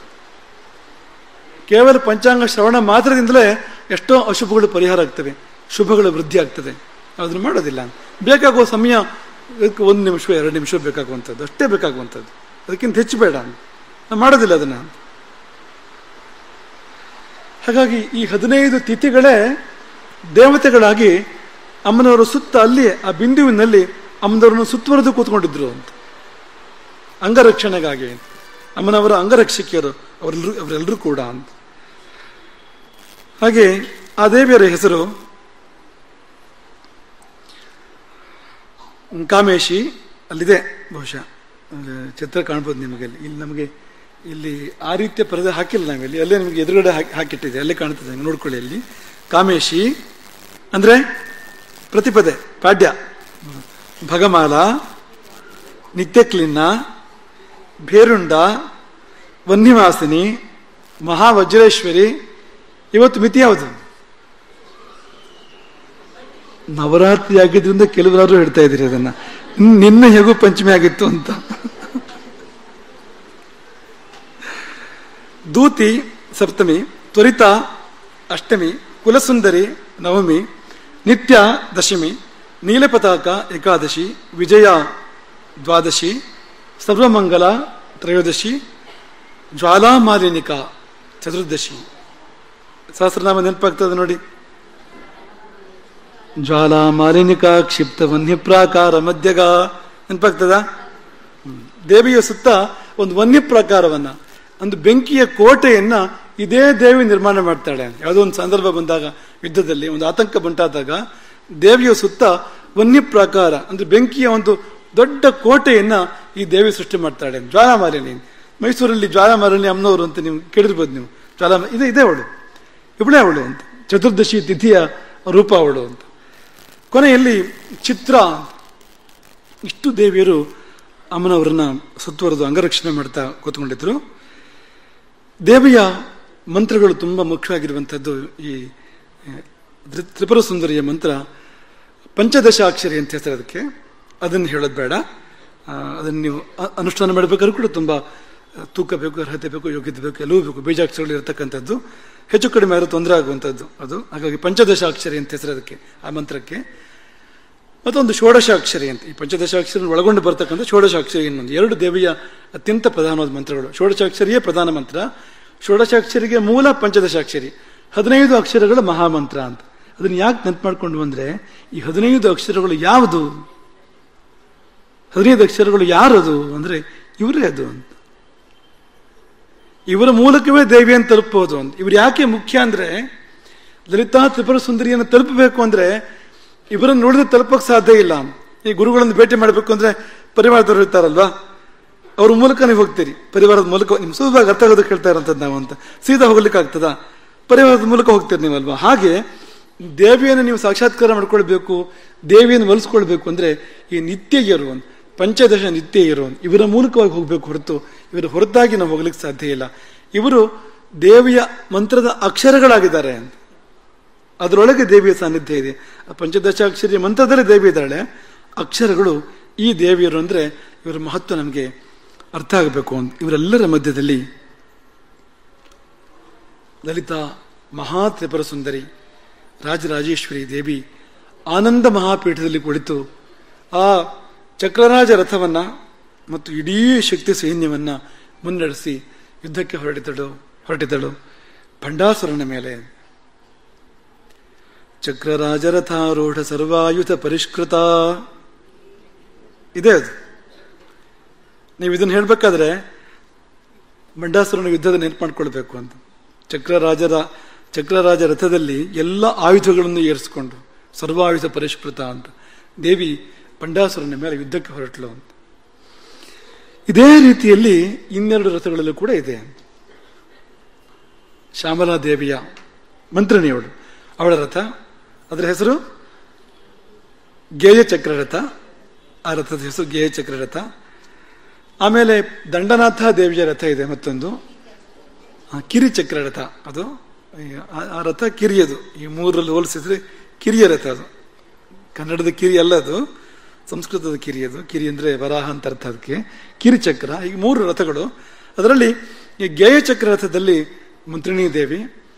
ಇದನ್ನು ಬೇಗ ಬೇಗ ನಿಮಗೆ ಸಂಕ್ಷೇಪವಾಗಿ ಹೇಳ್ತೇವೆ. ಅದನ್ನು ಬಿಟ್ಟು ಹೋಗೋದು ಸೂಕ್ತ ಅಲ್ಲ, ಅದನ್ನು ಬಿಟ್ಟು ಹೋಗಬಾರದು. ಕೇವಲ ಕಥೆ ಹೇಳೋದು ಉದ್ದೇಶ ಅಲ್ಲ. ಈ ದೇವತೆಗಳ ಅನುಸಂಧಾನ ಆಗಬೇಕು. ಆದಾಗ ನಮ್ಮ ಉದ್ಧಾರಕ್ಕೆ ಅದು ಕಾರಣ ಆಗ್ತದೆ, ನಮಗೆ ನಮ್ಮ ಶ್ರೇಯಸ್ಸಿಗೆ ಅದು ಕಾರಣ ಆಗ್ತದೆ. ಹಾಗಾಗಿ ಅನುಸಂಧಾನ ಮಾಡಬೇಕು. ಇದಕ್ಕೆ ಬೇಸರ ಬಂತು ಅನ್ನೋ ಥರ ತಗೋಬಾರ್ದು ಇದನ್ನ ಅಂತ. ಮಂತ್ರಿನಾಥ ಮಹಾಚಕ್ರೇ ಗೀತಿಚಕ್ರ ರಥೋತ್ತಮೆ. ಗೇಯಚಕ್ರ ಗೀತಿಚಕ್ರ 2 ಹೆಸರು ಕರೀತಾರೆ ಅದನ್ನ. ಸಪ್ತ ಪರ್ವಾಣಿ ಚೋಕ್ತಾನೆ ತತ್ರ ದೇವ್ಯಾಶ್ಚಿತಾಶ್ರಣು. 9 ಪರ್ವಗಳು 9 ಆವರಣಗಳು ಲಲಿತಾದೇವಿಯ ರಥಕ್ಕಾದ್ರೆ ಈ ಮಂತ್ರಿಣಿಯ ರಥಕ್ಕೆ 7 ಪರ್ವಗಳು ಅಂತ. ಅಂದ್ರೆ ಅಗಲವು ಅದಕ್ಕೆ ಹೋಲಿಸಿದಾಗ ಸ್ವಲ್ಪ ಕಡಿಮೆ ಬರ್ತದೆ ಅಂತ. ಮತ್ತು ಕಡಿಮೆ ಕಿರುಚಕ್ರಕ್ಕಾಗುವಾಗ ಇದಕ್ಕಿಂತ ಸ್ವಲ್ಪ ಕಡಿಮೆ ಬರ್ತದೆ, ಮುಂದಕ್ಕೆ ಬರ್ತದೆ ಅದು. ಇವಳ ಸಾರಥಿ ಶ್ಯಾಮಲಾದೇವಿಯ ಸಾರಥಿ, ಅವಳ ಹೆಸರೇನು ಅಂದ್ರೆ ಹಸಂತಿಕಾ ಅಂತ ಅವಳ ಹೆಸರಂತೆ. ಹಸಂತಿಕಾ ಅಂತ ಕೇಳಿದ ಕೂಡ ನಿಮ್ಮ ಮುಖದಲ್ಲಿ ಬಂತಲ್ಲ ಈಗ, ಅದನ್ನು ಕೇಳ್ತಿದ್ದಾಗನೆ ಅದೇ ಅವಳು ಅಂತ. ಈ ಶ್ಯಾಮಲಾದೇವಿಯ ಇಡೀ ಸ್ವರೂಪ ಆವರಣ ಎಲ್ಲ ಇಂಥದ್ದೇ ಅಂತ. ಹಸಂತಿಕಾ ಅಂತ ನಗು, ನಗುವೇ ಸಾರಥಿ ಅವಳಿಗೆ ಅಂತ, ಶ್ಯಾಮಲಾದೇವಿಗೆ ಅಂತ. ಗಾನ ವಿಶಾರದೆ, ಸಂಗೀತ ಯೋಗಿನಿ ಅವಳು. ಅದರಲ್ಲಿ ಅದನ್ನ ನೀವು ಮಾನಸಿಕವಾಗಿ ಕಲ್ಪನೆ ಮಾಡ್ಕೊಳ್ಳಿ. ಮಧ್ಯದಲ್ಲಿ, ಆ ರಥದ ಮಧ್ಯದಲ್ಲಿ ಆ ಶ್ಯಾಮಲಾಂಬಿಕೆ ಮಂತ್ರಿಣೀ ದೇವಿ. 1ನೇ ಪರ್ವ ಅಂತ ಅನ್ಕೊಳ್ಳಿ ನೀವು ಅದನ್ನ, ಪ್ರಥಮ ಪರ್ವ. ಅದಾದ ಮೇಲೆ 2ನೇ ಪರ್ವದಲ್ಲಿ ರತಿ, ಪ್ರೀತಿ, ಮನೋಜ ಎಂಬ 3 ದೇವಿಯರು ಬರ್ತಾರೆ. ಇದೆಲ್ಲ ತುಂಬಾ ಆನಂದ ಸೂಚನೆ ಮಾಡ್ತಕ್ಕಂಥ ದೇವತೆಗಳು ಇವರೆಲ್ಲರೂ ಕೂಡ. ರತಿ, ರತಿ ಅಂದ್ರೆ ಆನಂದ ಅಂತಲೇ ಅರ್ಥ ಅದಕ್ಕೆ. ಪ್ರೀತಿ ಮತ್ತು ಮನೋಜ ಅಂತ 2ನೇ ಪರ್ವ. 3ನೇ ಪರ್ವದಲ್ಲಿ ದ್ರಾವಿಣಿ, ಶೋಷಿಣಿ, ಬಂಧಿನಿ, ಮೋಹಿನಿ, ಉನ್ಮಾದಿನಿ. ಅವಳು ಯುದ್ಧಕ್ಕೆ ಬೇಕಾಗುವಂಥದ್ದು ಇದೆಲ್ಲ ಕೂಡ. ದ್ರಾವಿಣಿ ಓಡಿಸುವಂಥದ್ದು, ಶೋಷಿಣಿ ಒಣಗಿಸುವಂಥದ್ದು, ಬಂಧಿನಿ ಕಟ್ಟುವಂಥದ್ದು, ಮೋಹಿನಿ ಎಚ್ಚರ ತಪ್ಪಿಸುವಂಥದ್ದು, ಉನ್ಮಾದಿನಿ ಹುಚ್ಚಿಡಿಸುವಂಥದ್ದು. ಇಂಥ 5 ದೇವತೆಗಳು. ಅಲ್ಲೇ ಕೆಳಭಾಗದಲ್ಲಿ ಮನ್ಮಥನ 5 ರೂಪಗಳು. ಕಾಮರಾಜ, ಕಂದರ್ಪ, ಮನ್ಮಥ, ಮಕರಧ್ವಜ, ಮನೋಭವ 5 ರೂಪಗಳು 3ನೇ ಪರ್ವದಲ್ಲಿ. 4ನೇ ಪರ್ವದಲ್ಲಿ ಈ ಬ್ರಾಹ್ಮಿ ಮಹೇಶ್ವರಿ ಮಾತೃಗಳನ್ನ ನಾವು ಹೇಳಿದ್ವಲ್ಲ ಲಲಿತಾದೇವಿಯ ರಥದ ವರ್ಣನೆ ಮಾಡುವಾಗ, ಅದೇ ಸ್ವಲ್ಪ ವ್ಯತ್ಯಾಸ ಇದೆ. ಬ್ರಾಹ್ಮಿ ಮಹೇಶ್ವರಿ, ಕುಮಾರಿ, ವೈಷ್ಣವಿ, ವಾರಾಹಿ, ಮಹೇಂದ್ರಿ, ಚಾಮುಂಡ, ಚಂಡಿಕಾ ಅಂತ. ಅಲ್ಲಿ ಮಹಾಲಕ್ಷ್ಮಿ ಬದಲಾಗಿ ಇಲ್ಲಿ ಚಂಡಿಕಾ ಇರುವಂಥದ್ದು. ಇಲ್ಲಿ ಕೆಳಭಾಗದಲ್ಲಿ ಲಕ್ಷ್ಮಿ, ಸರಸ್ವತಿ, ರತಿ, ಪ್ರೀತಿ, ಕೀರ್ತಿ, ಶಾಂತಿ, ಪುಷ್ಟಿ, ತುಷ್ಟಿ ಎಲ್ಲ ಇಂಥದ್ದೇ ಅವಳದ್ದು, ಶ್ಯಾಮಲಾದೇವಿಯದ್ದು ಅಂತ. ಆಮೇಲೆ 5ನೇ ಪರ್ವದಲ್ಲಿ ವಾಮ, ಜ್ಯೇಷ್ಠ, ರೌದ್ರಿ, ಶಾಂತಿ, ಶ್ರದ್ಧಾ, ಸರಸ್ವತಿ, ಕ್ರಿಯಾಶಕ್ತಿ, ಲಕ್ಷ್ಮಿ, ತುಷ್ಟಿ, ಮೋಹಿನಿ, ಪ್ರಮಾಥಿನಿ, ಆಶ್ವಾಸಿನಿ, ವೀಚಿ, ವಿದ್ಯುನ್ಮಾಲಿನಿ, ಸುರಾನಂದ, ನಾಗಬುದ್ಧಿಕ ಎಂಬ 16 ದೇವತೆಗಳು. 6ನೇ ಪರ್ವದಲ್ಲಿ ಭೈರವರು. ಒಂದು ಜಾಗದಲ್ಲಿ ಪುರುಷರಿಗೆ ಅವಕಾಶ ಇದೆ. ಇಲ್ಲಿ ಪೂರ್ತಿ ಮಾತೃಮಯ ಇದು. ಇಲ್ಲೊಂದು ಜಾಗದಲ್ಲಿ ಪಾಪ ಇದ್ದಾರೆ ಅವರು. ಆದರೆ ಅವ್ರ ಹೆಸರೆಲ್ಲ ಪಾಪ ಅನ್ನೋ ಹಾಗಿಲ್ಲ. ಅಸಿತಾಂಗ ಭೈರವ, ರುರು ಭೈರವ, ಚಂಡ ಭೈರವ, ಕ್ರೋಧ ಭೈರವ, ಉನ್ಮತ್ತ ಭೈರವ, ಕಪಾಲಿ ಭೈರವ, ಭೀಷಣ ಭೈರವ ಮತ್ತು ಸಂಹಾರ ಭೈರವ ಎಂಬ ಭೈರವರು, ಅಷ್ಟ ಭೈರವರು. 7ನೇ ಪರ್ವ, ಕೊನೆಯ ಪರ್ವ. ಅಲ್ಲಿ ಮಾತಂಗಿ, ಸಿದ್ಧಲಕ್ಷ್ಮಿ, ಮಹಾಮಾತಂಗಿ, ಮಹತಿ, ಸಿದ್ಧಲಕ್ಷ್ಮಿ ಎನ್ನುವಂಥವರು. ಅಲ್ಲೇ ಕೆಳಭಾಗದಲ್ಲಿ ಗಣಪತಿ, ಕ್ಷೇತ್ರಪಾಲ, ದುರ್ಗಾಂಬಿಕೆ, ಬಟುಕರು ಬರ್ತಾರೆ. ಇನ್ನು ಕೆಳಗೆ ಲಕ್ಷ್ಮೀ ಸರಸ್ವತಿ ಮತ್ತು ಕೆಳಗೆ 10 ದಿಕ್ಪಾಲಕರು. 10 ಅಂದ್ರೆ ಪೂರ್ವ, ಪಶ್ಚಿಮ, ಉತ್ತರ, ದಕ್ಷಿಣ, ಆಗ್ನೇಯ, ನೈಋತ್ಯ, ವಾಯುವ್ಯ, ಈಶಾನ್ಯ, ಊರ್ಧ್ವ ಮತ್ತು ಅಧಃ ಅಂತ. ಊರ್ಧ್ವಕ್ಕೆ ಬ್ರಹ್ಮ, ಅಧಃ ಕೆಳಗೆ ವಿಷ್ಣು ಅಥವಾ ಅನಂತ. ಅದಕ್ಕೆ ಈ 10 ದಿಕ್ಪಾಲಕರು ಅಲ್ಲಿ ಇದ್ರು ಅಂತ. ಇದು ಅವಳ ರಥದ ಸ್ವರೂಪ. ಇಲ್ಲೊಂದು ಪ್ರಶ್ನೆ ಕೇಳಿ ಉತ್ತರ ಕೊಟ್ಟಿದ್ದಾರೆ ಈ ಜಾಗದಲ್ಲಿ. ಈ ದಿಕ್ಪಾಲಕರೆಲ್ಲ ಇವಳ ರಥಕ್ಕೆ ಯಾಕೆ ಬಂದಿದ್ದಾರೆ? ಇಂದ್ರ, ಅಗ್ನಿ, ಯಮ ಎಲ್ಲ ಈ ರಥಕ್ಕೆ ಯಾಕೆ ಬಂದರು ಅಂದ್ರೆ ಅವ್ರು ಕಾರಣ ಕೊಡ್ತಾರೆ. ಏನಿಲ್ಲ, ಮತ್ತೇನಿಲ್ಲ, ಅವ್ರಿಗೆ ಏನೇ ಕೆಲಸ ದೇವಿ ಮೂಲಕ ಆಗಬೇಕು ಅಂದ್ರೆ ಇವಳ ಮೂಲಕವೇ ಆಗಬೇಕು. ಹಾಗಾಗಿ ಅಲ್ಲಿ ಬಂದು ಕೂತ್ಕೊಂಡಿದ್ದಾರೆ. ಅವರು ಅವಳನ್ನು ಆಶ್ರಯಿಸಿದ್ದಾರೆ. ಮಂತ್ರಿನಾಥಾಶ್ರಯ ದ್ವಾರ ಲಲಿತಾ ಜ್ಞಾಪನೋತ್ಸುಕ. ಲಲಿತೆಯಲ್ಲಿ ಒಂದು ನಿವೇದನೆ ಮಾಡ್ಕೊಳ್ಬೇಕು, ಒಂದು ಆಶೀರ್ವಾದ ಕೇಳಬೇಕು, ಒಂದು ಕಾರ್ಯ ಆಗಬೇಕು ಅಂದ್ರೆ ಇವಳ ಮೂಲಕವೇ ಆಗಬೇಕು. ಇವಳು ಹೊರತು ಆಗೋದಿಲ್ಲ ಅಂತ.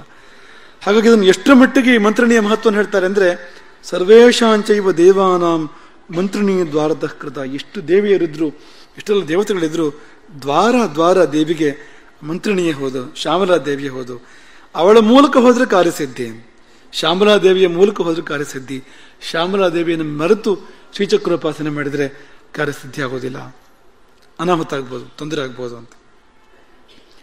ಹಾಗಾಗಿ ರಾಜ್ಞಿ ವಿಜ್ಞಾಪನಾ ಚೇತ್ ಸ್ಯಾತ್ ಪ್ರಧಾನ ದ್ವಾರದ ಕೃತ. ಯಾರ ಮೂಲಕ ಹೋದ್ರೆ ಕೆಲಸ ಆಗ್ತದೆ ಅವ್ರ ಮೂಲಕ ಹೋಗ್ಬೇಕಲ್ವ ಅಂತ ಅವರೇ ಕೇಳ್ತಾರೆ. ಮತ್ತೆ ಯಾರ್ಯಾರ ಮೂಲಕ ಹೋದ್ರೆ ಆಗ್ತದ ಕೆಲಸ ಅಂತ ಅವರೇ ಕೇಳ್ತಾರೆ. ಅವಳ ಲಲಿತಾ ದೇವಿ ತೇಜಸ್ ಹೇಗಿದೆ ಅಂದ್ರೆ ಹತ್ರ ಕೂಡ ಹೋಗಕ್ಕೆ ಸಾಧ್ಯ ಇಲ್ವಂತೆ, ಸುಟ್ಟು ಹೋಗ್ತಾರೆ. ಹಾಗೆ ಸುಮ್ಮನೆ ಹತ್ರ ಹೋದ್ರೆ, ಇವಳ ಮೂಲಕ ಹೋದ್ರೆ ಇವಳು ಪೂರ್ತಿ ತಂಪು ಮಾಡಿ ಇವ್ರು ರಕ್ಷಣೆ ಮಾಡಿ ದೇವಿ ಹತ್ರ ಕರ್ಕೊಂಡು ಹೋಗ್ತಾರೆ. ಅವಳು ಇಲ್ಲದೆ ಇದ್ರೆ ಹತ್ರ ಹೋದಾಗಲೇ ಅವ್ರದ್ದು ಸುಟ್ಟು ಹೋಗ್ತಾರೆ ಅಂತ ಆ ಕಾರಣವನ್ನು ಕೂಡ ಹೇಳ್ತಾರೆ. ಹಾಗೆ ಮಂತ್ರಣಿ ಬಗ್ಗೆ ಹೇಳ್ತಾ ಸಾಹಿ ಸಂಗೀತ ವಿದ್ಯೇಶಿ, ಅವಳ ಹೆಸರು ಸಂಗೀತ ವಿದ್ಯೇಶಿ ಅಂತ, ಶಾಂಬಲಾಂಬಿಕೆ ಹೆಸರು. ಶ್ರೀದೇವಿಯ ಅತಿವಲ್ಲಭಾನ್, ಲಲಿತಾದೇವಿಗೆ ಅತ್ಯಂತ ಅತ್ಯಂತ ಅತ್ಯಂತ ಹತ್ತಿರ ಯಾರು, ಅತೀ ಪ್ರೀತಿ ಯಾರು ಅಂದ್ರೆ ಈ ಶ್ಯಾಮಲಾಂಬಿಕೆ ಹೌದು. ಅವಳು ಹೇಳಿದ ಮಾತು ವ್ಯತ್ಯಾಸ ಆಗೋದಿಲ್ಲ. ಹೀಗಾಗಬೇಕು ಅಂತ ಅವಳು ಹೇಳ್ಕೊಂಡ್ರೆ ಲಲಿತಾದೇವಿ ತೆಗೆದು ಹಾಕೋದಿಲ್ಲ ಅದನ್ನು ಯಾವುದೇ ಕಾರಣಕ್ಕೂ. ಹಾಗೆ ಕರ್ತುಂ ಅಕರ್ತುಂ ಅನ್ಯಥಾ ಕರ್ತುಂ, ಈ ಲಲಿತಾದೇವಿಯ ಸಾಮ್ರಾಜ್ಯದಲ್ಲಿ ಒಂದು ಕಾರ್ಯವನ್ನು ಮಾಡೋದಕ್ಕೆ, ಮಾಡದಿರೋದಕ್ಕೆ, ಬೇರೆ ತರಹ ಮಾಡೋದಕ್ಕೆ ಯಾರಿಗಾರು ಶಕ್ತಿ ಇದ್ರೆ ಅದು ಅವಳಿಗೆ ಮಾತ್ರ ಅಂತ, ಮಂತ್ರಿನಿಗೆ ಮಾತ್ರ ಅಂತ. ಈಗಲೂ ಆ ಪರಂಪರೆ ಮುಂದುವರೆದಿದೆ, ಇವತ್ತು ಕೂಡ ಇದೇ ತರಹವೇ ಮುಂದುವರೆದಿದೆ. ಆ ಯೋಗ್ಯತೆ ಇದೆ ಅಂತಲ್ಲ, ಆ ಕ್ರಮ ಮುಂದುವರೆದಿದೆ ಅಂತ. ಈ ಪರ್ವದೇವಿಯರ ನಾಮವನ್ನು ಯಾರು ಕೇಳ್ತಾರೋ ಅವರ ಪಾಪಗಳು ಪರಿಹಾರ ಆಗ್ತವೆ. ನಾವು ಯಾಕೆ ಇದನ್ನ ಒತ್ತಾಯಪೂರ್ವಕ ನಿಮಗೆ ಹೇಳ್ತಾ ಇದ್ದೇವೆ ಅಂದ್ರೆ, ಈ ನಾಮಗಳನ್ನು ಯಾರು ಕೇಳ್ತಾರೋ ಅವರ ಪಾಪಗಳು ಪರಿಹಾರ ಆಗ್ತವೆ, ಯುದ್ಧದಲ್ಲಿ ವಿಜಯ ಸಿಗ್ತದೆ ಅವರಿಗೆ ಅಂತ. ಯಾರ ಜೀವನದಲ್ಲಿ ಯುದ್ಧದ ಪ್ರಸಕ್ತಿ ಇದೆಯೋ ಅವ್ರಿಗೆ ವಿಜಯ ಸಿಗ್ತದೆ. ಮತ್ತೆ ಯಾರ ಜೀವನದಲ್ಲಿ ಯುದ್ಧದ ಪ್ರಸಕ್ತಿ ಇಲ್ವೋ ಅಂತ ಹೇಳಬೇಡಿ, ಹಾಗಿಲ್ವೇ ಇಲ್ಲ. ಜೀವನ ಅಂದ್ರೆ ಯುದ್ಧ ಅಂತ, ಜೀವನವೇ ಸಂಗ್ರಾಮ ಅಂತ, ಜೀವನ ಹೋರಾಟವೇ.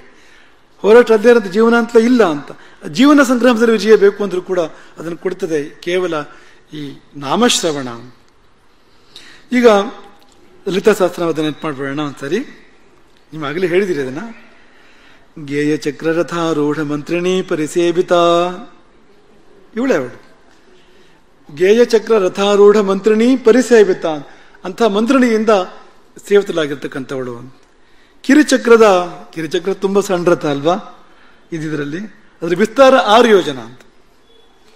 ಆ ಸಣ್ಣ ರಥದ ವಿಸ್ತಾರ 6 ಯೋಜನ ಅಂತ. ಬೆಳಗುಡೆ ತುಂಬಾ ಸುಂದರವಾದ ಶ್ವೇತಛತ್ರ, ಅದರ ದೇವಿಯ ಶ್ವೇತಛತ್ರಕ್ಕಿಂತ ಚಿಕ್ಕದು, ಅವರಿಬ್ಬರಿಗಿಂತ ಚಿಕ್ಕದು ಇದು ಅಂತ. ಸಾರಥಿ ಸ್ತಂಭಿನಿ ಅಂತ, ದಂಡನಾಥ ದೇವಿಯ ಸಾರಥಿ. ಇದರಿರುವವನನ್ನ ಸ್ತಂಭನಗೊಳಿಸ್ತಕ್ಕಂಥವಳವಳು ಅಂತ. ಪ್ರತಿಭಟನನ್ನ ದಂಡನಾಥ ದೇವಿಯ ವಿರುದ್ಧ ಹೋರಾಡ್ಲಿಕ್ಕೆ ಯಾರಾದ್ರೂ ಬಂದ್ರೆ ಅವ್ರನ್ನ ಸ್ತಂಭನಗೊಳಿಸ್ಬಿಡ್ತಾಳೆ ಸಾರಥಿ ಅಂತವಳವಳು ಅಂತ. ಅವಳ ಸಾರಥ್ಯ ಅಲ್ಲಿ ಪ್ರಥಮ ಪರ್ವದಲ್ಲಿ ದಂಡನಾಥ ದೇವಿ ವರಾಹಮುಖಿ ಸೇನಾಪತಿಯವಳು, 2ನೇ ಪರ್ವದಲ್ಲಿ ಜೃಂಭಿಣಿ ಮೋಹಿನಿ ಸ್ತಂಭಿನಿ. ಅವರ ಕೈಯಲ್ಲಿ ಮುಸಲ ಅಂದ್ರೆ ಒನಕೆ, ಅದೊಂದು ಆಯುಧ ರೂಪದ ಒನಕೆ. ಹಲ ಅಂದ್ರೆ ನೇಗಿಲು. ಇದೆರಡು ದಂಡನಾಥ ದೇವಿಯ ಮುಖ್ಯ ಆಯುಧಗಳೇ ಹೌದು. ಹಾಲಾ ಪಾತ್ರ, ವಿಷದ ಪಾತ್ರ ಅಥವಾ ಮದ್ಯದ ಪಾತ್ರ, ಸರ್ಪದ ರಜ್ಜು ಎಲ್ಲ ಇರ್ತದಂತೆ ಅವರ ಕೈಯಲ್ಲಿ. ಕಣ್ಣುಗಳು ಬೆಂಕಿಯನ್ನು ಉಗುಳುತ್ತವೆ, ಆ ದೇವಿಯರ ಕಣ್ಣುಗಳು ಜೃಂಭಿಣಿ ಮೋಹಿನಿ ಸ್ತಂಭಿನಿಯರದ್ದು. 3ನೇ ಪರ್ವದಲ್ಲಿ ಅಂಧಿನಿ ರುಂಧಿನಿ ಜೃಂಭಿನಿ ಮೋಹಿನಿ ಸ್ತಂಭಿನಿ ಅನ್ನುವಂಥವರು. 4ನೇ ಪರ್ವದಲ್ಲಿ ಎರಡೂ ಪಾರ್ಶ್ವದಲ್ಲಿ ಕ್ರೋಧನಿ ಮತ್ತು ಸ್ತಂಭಿನಿ, ಎರಡೂ ಪಕ್ಕದಲ್ಲಿ ದೇವಿಯ ಆಯುಧಗಳು ಹಲ ಮತ್ತು ಮುಸಲ. ಹಲ ನೇಗಿಲು, ಮುಸಲ ಒನಕೆ. ಈ ಬಲರಾಮನಿಗೆ ಇದೆ 2 ಆಯುಧಗಳು, ಹಲ ಮತ್ತು ಮುಸಲ ಅಂತ, ಹಲಾಯುಧ ಅಂತ ಕರೀತಾರಲ್ಲ. ಈ ನೇಗಿಲಿಂದ ಶತ್ರುವನ್ನು ಹಿಡ್ಕೊಂಡು ಮುಸಲದಿಂದ ಹೊಡೆಯೋದವನು ಅಂತ, ಆ ಒನಕೆಯಿಂದ ಅಂತ.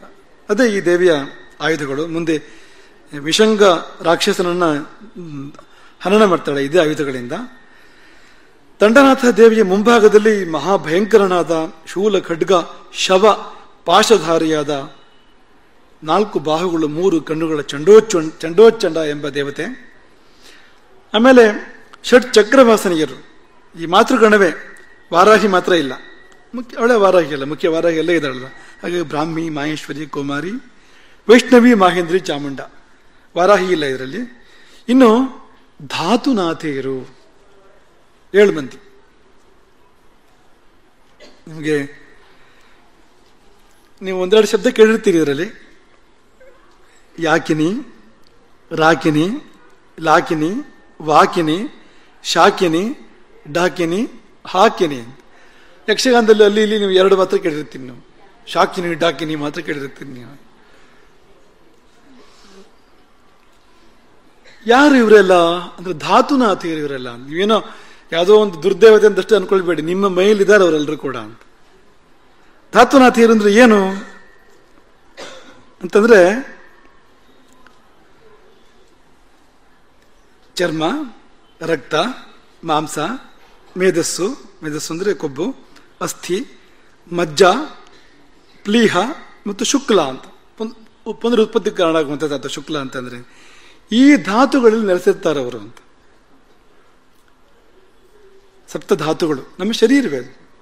ಈ ಶರೀರದ 7 ಮುಖ್ಯವಾಗಿರ್ತಕ್ಕಂಥ ಅಂಶಗಳು ಅಲ್ಲಿ ನೆಲೆಸಿರ್ತಾರೆ ಅವರು. ಆದರೆ ಯುದ್ಧಕ್ಕೆ ಹೊರಟಾಗ ಮಾತ್ರ ಅವಳು ಯಾಕಿನಿ ಶತ್ರುವಿನ ಚರ್ಮವನ್ನು ತಿಂತಾಳಂತವಳು, ರಾಕಿನಿ ಶತ್ರುವಿನ ರಕ್ತವನ್ನು ಕುಡಿತಾಳೆ, ಹಾಗೆ ಲಾಕಿನಿ ಶತ್ರುವಿನ ಮಾಂಸವನ್ನು ಮೆಲ್ತಾಳೆ. ಈ ತರಹ ಅಂತಂದ್ರೆ ಯುದ್ಧಕ್ಕೆ ಹೊರಟಾಗ ರೂಪ ಬೇರೆ ಅದರದ್ದು ಅಂತ. ಆದ್ರೆ ಅನುಗ್ರಹಕ್ಕಿದ್ದಾಗ ಈ ನಮ್ಮ ಚರ್ಮ ಚೆನ್ನಾಗಿರ್ಬೇಕು, ಇರ್ಬೇಕು ಬೇಡವು. ಯಾಕಿನಿ ದೇವಿಯ ಅನುಗ್ರಹ ಬೇಕು ಅದಕ್ಕೆ. ಹಾಗಾಗಿ ಈ ಕಥೆ ಯಾವುದು ಅಂದ್ರೆ ನಮ್ಮದೇ ಕಥೆ ಇದು ಅಂತ. ರಕ್ತ ಚೆನ್ನಾಗಿರ್ಬೇಕೋ ಬೇಡವಾ ಅಂತ.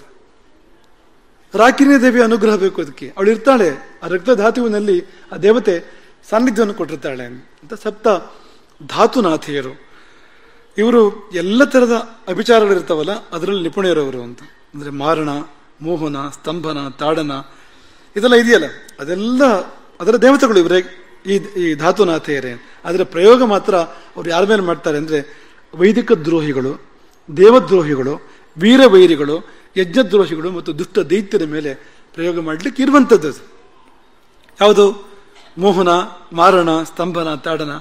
ಈಗ ನಾವು ಯಾರ್ಯಾರ ಮೇಲೂ ಒಬ್ಬರ ಮೇಲೊಬ್ಬರು ನಮ್ಗೆ ಆಗೋದಿಲ್ಲ ಅಂದ್ರೆ ಒಬ್ಬ ಮೇಲೆ ಪ್ರಯೋಗ ಮಾಡಿದ್ರೆ ಅದು ನಮಗೆ ತೊಂದರೆ ಮಾಡ್ತದೆ. ಹಾಗೆ ಮಾಡ್ಲಿಕ್ಕೆ ಇರುವಂಥದ್ದಲ್ಲ ಅದು. ಯಾರು ಧರ್ಮದ್ರೋಹಿಗಳು, ದೈವದ್ರೋಹಿಗಳು, ಯಜ್ಞದ್ರೋಹಿಗಳು, ದೇಶದ್ರೋಹಿಗಳು ಅಂಥವ್ರ ಮೇಲೆ ಪ್ರಯೋಗ ಮಾಡಲಿಕ್ಕೆ ಇರುವಂಥದ್ದಂತೆ ಅದೆಲ್ಲವೂ ಕೂಡ ಅಂತ. ಆ ದೇವತೆಗಳು ಅಲ್ಲಿ ನೆಲೆಸಿದ್ದಾರಂತೆ. 5ನೇ ಪರ್ವದಲ್ಲಿ ವಾರ್ತಾಲಿ, ವಾರಾಹಿ, ವರಾಹಮುಖಿ, ಅಂಧಿನಿ, ರುಂಧಿನಿ, ಜುಂಭಿನಿ, ಮೋಹಿನಿ, ಸ್ತಂಭಿನಿಯರು. ಕೊನೆಯಲ್ಲಿ ಇದು ಕೊನೆ ಪರ್ವ. ಇದು ಎಡಭಾಗದಲ್ಲಿ ದೇವಿಯ ಮುಖ್ಯ ವಾಹನ ದೊಡ್ಡ ಮಹಿಷ. ಅದು ಬಹುದೊಡ್ಡ ಮಹಿಷ, ಯಮನ ಮಹಿಷಕ್ಕಿಂತ ಕಡಿಮೆ ಇಲ್ಲ ಅಂತ ಒಂದು ಅದ್ಭುತವಾಗಿರ್ತಕ್ಕಂಥ ಮಹಿಷ, ಅದೊಂದು ವಾಹನ. ಸಿಂಹ ಇನ್ನೊಂದು ವಾಹನ, ಕೃಷ್ಣ ಸಾರಂಗ ಮತ್ತೊಂದು ವಾಹನ, ಕಿರಿಚಕ್ರ ರಥ. ಇಷ್ಟು ವಾಹನಗಳಿದೆ ಆ ದೇವಿಗೆ, ದಂಡನಾಥ ದೇವಿಗೆ. ಮತ್ತೆ ತುಂಬಾ ಇದೆ ಈ ದೇವಿಯ. ಈ ಕೊನೆ ಪರ್ವ ಇದೆಯಲ್ಲ, 5ನೇ ಪರ್ವ ಇರುವಂತದ್ದು. ಅಲ್ಲಿ ಬರುವ ದೇವತೆಗಳ ಅದು ತುದಿ ಮೊದಲಿಲ್ಲ ಅಂತ, ಅಷ್ಟು ದೇವತೆಗಳು ವಾಸ ಮಾಡ್ತಾರೆ ಅಲ್ಲಿ ಆ ಪರ್ವದಲ್ಲಿ, ಅಷ್ಟೆಲ್ಲ ದೇವತೆಗಳು ಅಂತ. ಮತ್ತೆ ಒಂದು ಸುರಾ ಸಮುದ್ರ ಇದೆ ಅಂತಲ್ಲಿ, ಅಂದ್ರೆ ಮಧು ಸಾಗರ ಅಂತ. ಅವನು ಆ ದೇವತೆ ವಾಸ ಮಾಡ್ತಾನೆ ಅಂತಲ್ಲಿ. ಅವನು ಯಾಕಿದ್ದಾನೆ ಅಲ್ಲಿ ಅಂತಂದ್ರೆ ಯುದ್ಧದಲ್ಲಿ ಶಕ್ತಿ ದೇವಿಯರಿಗೆ ಅಂದ್ರೆ ದೇವಿಯ ಸೈನಿಕರಿಗೆ ಬಾಯಾರಿಕೆ ಆದಾಗ, ಯುದ್ಧದಲ್ಲಿ ಬಳಲಿಕೆ ಆದಾಗ, ಬಾಯಾರಿಕೆ ಆದಾಗ, ಅವರಿಗೆ ಕಷ್ಟ ಆದಾಗ ಈ ಸುರಾ ಸಮುದ್ರ ಏನು ಯಾರಿದಾನೋ ಇವನು ಅವರಿಗೆಲ್ಲ ಈ ಬಾಯಾರಿಕೆ ಕೊಡ್ತಕ್ಕಂಥವನು. ಬಾಯಾರಿಕೆ ಮತ್ತೆ ಮನೆಗಳಲ್ಲಿ ಕೊಟ್ಟಾಗ ನಾವು ಮಜ್ಜಿಗೆ ನೀರು ಕೊಟ್ಟರೆ ಆಗೋದಿಲ್ಲ, ಯುದ್ಧ ನಡೀತಾ ಇರುವಂಥದ್ದು ಅಲ್ಲಿ. ಹಾಗಾಗಿ ಅದನ್ನೇ ಕೊಡಬೇಕು. ಯಾವುದರಿಂದ ಅಮಲು ಬರ್ತದೋ, ಅಮಲು ಅಂದ್ರೆ ಈ ಅಮಲಿಗೂ ಇವತ್ತಿನ ಅಮಲಿಗೂ ತುಂಬಾ ವ್ಯತ್ಯಾಸ ಇದೆ. ನಾವು ಚೆನ್ನಾಗಿ ಮನಸ್ಸಲ್ಲಿ ಇಟ್ಕೊಳ್ಬೇಕು, ಅದ್ರ ಜೊತೆ ಹೋಲಿಕೆ ಮಾಡ್ಕೊಳ್ಬೇಡಿ ಯಾವುದೇ ಕಾರಣಕ್ಕೂ. ಇವತ್ತಿನ ಕಾಲದ ಮದ್ಯಗಳು ನಿಯಂತ್ರಣವನ್ನು ಕೆಡಿಸ್ತವೆ ಅಂತ. ಇಲ್ಲಿ ಹೇಳ್ತಾ ಇರ್ತಕ್ಕಂಥದ್ದು ನಿಯಂತ್ರಣ ಕೆಡಿಸುವಂಥದ್ದಲ್ಲ, ಉತ್ಸಾಹವರ್ಧಕ ಅಂತ. ಉದಾಹರಣೆಗೆ ಶ್ಯಾಮಲಾದೇವಿ ಕಾದಂಬರಿ ಪಾನ ಮಾಡ್ತಾಳೆ ಅಂತಿದೆ. ನಿನ್ನೆ ನಾವು ಹೇಳಿದ್ವು, ಕಾದಂಬರಿ ಎನ್ನುವ ಒಂದು ಜಾತಿಯ ಆಸವ, ಅದನ್ನು ಪಾನ ಮಾಡ್ತಾಳೆ. ಕಣ್ಣು ಕೆಂಪಾಗಿದೆ ಅವಳದ್ದು ಅಂತ. ನಮ್ಮಲ್ಲಿ ಕೆಲವರಿಗಾರು ಖುಷಿಯಾಗಿರ್ಬೋದು, ನಾನು ಮಾತ್ರ ಅಲ್ಲ ಈ ಅಮ್ಮನವರು ಮಾಡ್ತಾರೆ ಅಂತಾಯ್ತು. ಇದನ್ನ ಅನೇಕರು ಅನ್ಕೊಂಡಿರ್ಬೋದು ನಮ್ಮಲ್ಲಿ. ನೀವು ಮಾಡೋದು ಬೇರೆ, ಅಮ್ಮನವ್ರು ಮಾಡೋದು ಬೇರೆ, ಭಾರಿ ವ್ಯತ್ಯಾಸ ಇದೆ. ಅದಕ್ಕೋಸ್ಕರ ನೀವು ಮಾಡ್ತಾ ಇರೋದು ಅಶುಚಿ ಅದು. ಆದ್ರೆ ಕಾದಂಬರಿ ಅಂಥದ್ದಲ್ಲ. ಕಾದಂಬರಿ ಈ ಪೇಜವನ್ನ ಹೇಗೆ ತಯಾರು ಮಾಡಬೇಕು ಅನ್ನೋದು ಆಯುರ್ವೇದದಲ್ಲಿದೆ. ಆಯುರ್ವೇದದಲ್ಲಿ ಒಂದು ಆಸವವಾಗಿ ಅದನ್ನು ತಯಾರು ಮಾಡ್ತಕ್ಕಂಥ ವಿಧಾನವನ್ನು ಹೇಳಿದ್ದಾರೆ. ಈಗ ಮಾಡ್ಲಿಕ್ಕೆ ಸಾಧ್ಯ, ಅದನ್ನ ಮಾಡಿ ನೀವು ಅದನ್ನು ಪಾನ ಮಾಡ್ಬೋದು. ಮಾಡಿದ್ರೆ ನಿಮ್ಗೆ ಆ ತರಹ ಅಮಲಿರೋದಿಲ್ಲ. ಇವತ್ತೆಲ್ಲ ಈ ರಸ್ತೆಯಲ್ಲೆಲ್ಲ ಕಾಣ್ತಾರಲ್ಲ, ಆ ಥರ ನಿಮ್ಗೆ ಅಮಲ ಇರೋದಿಲ್ಲ.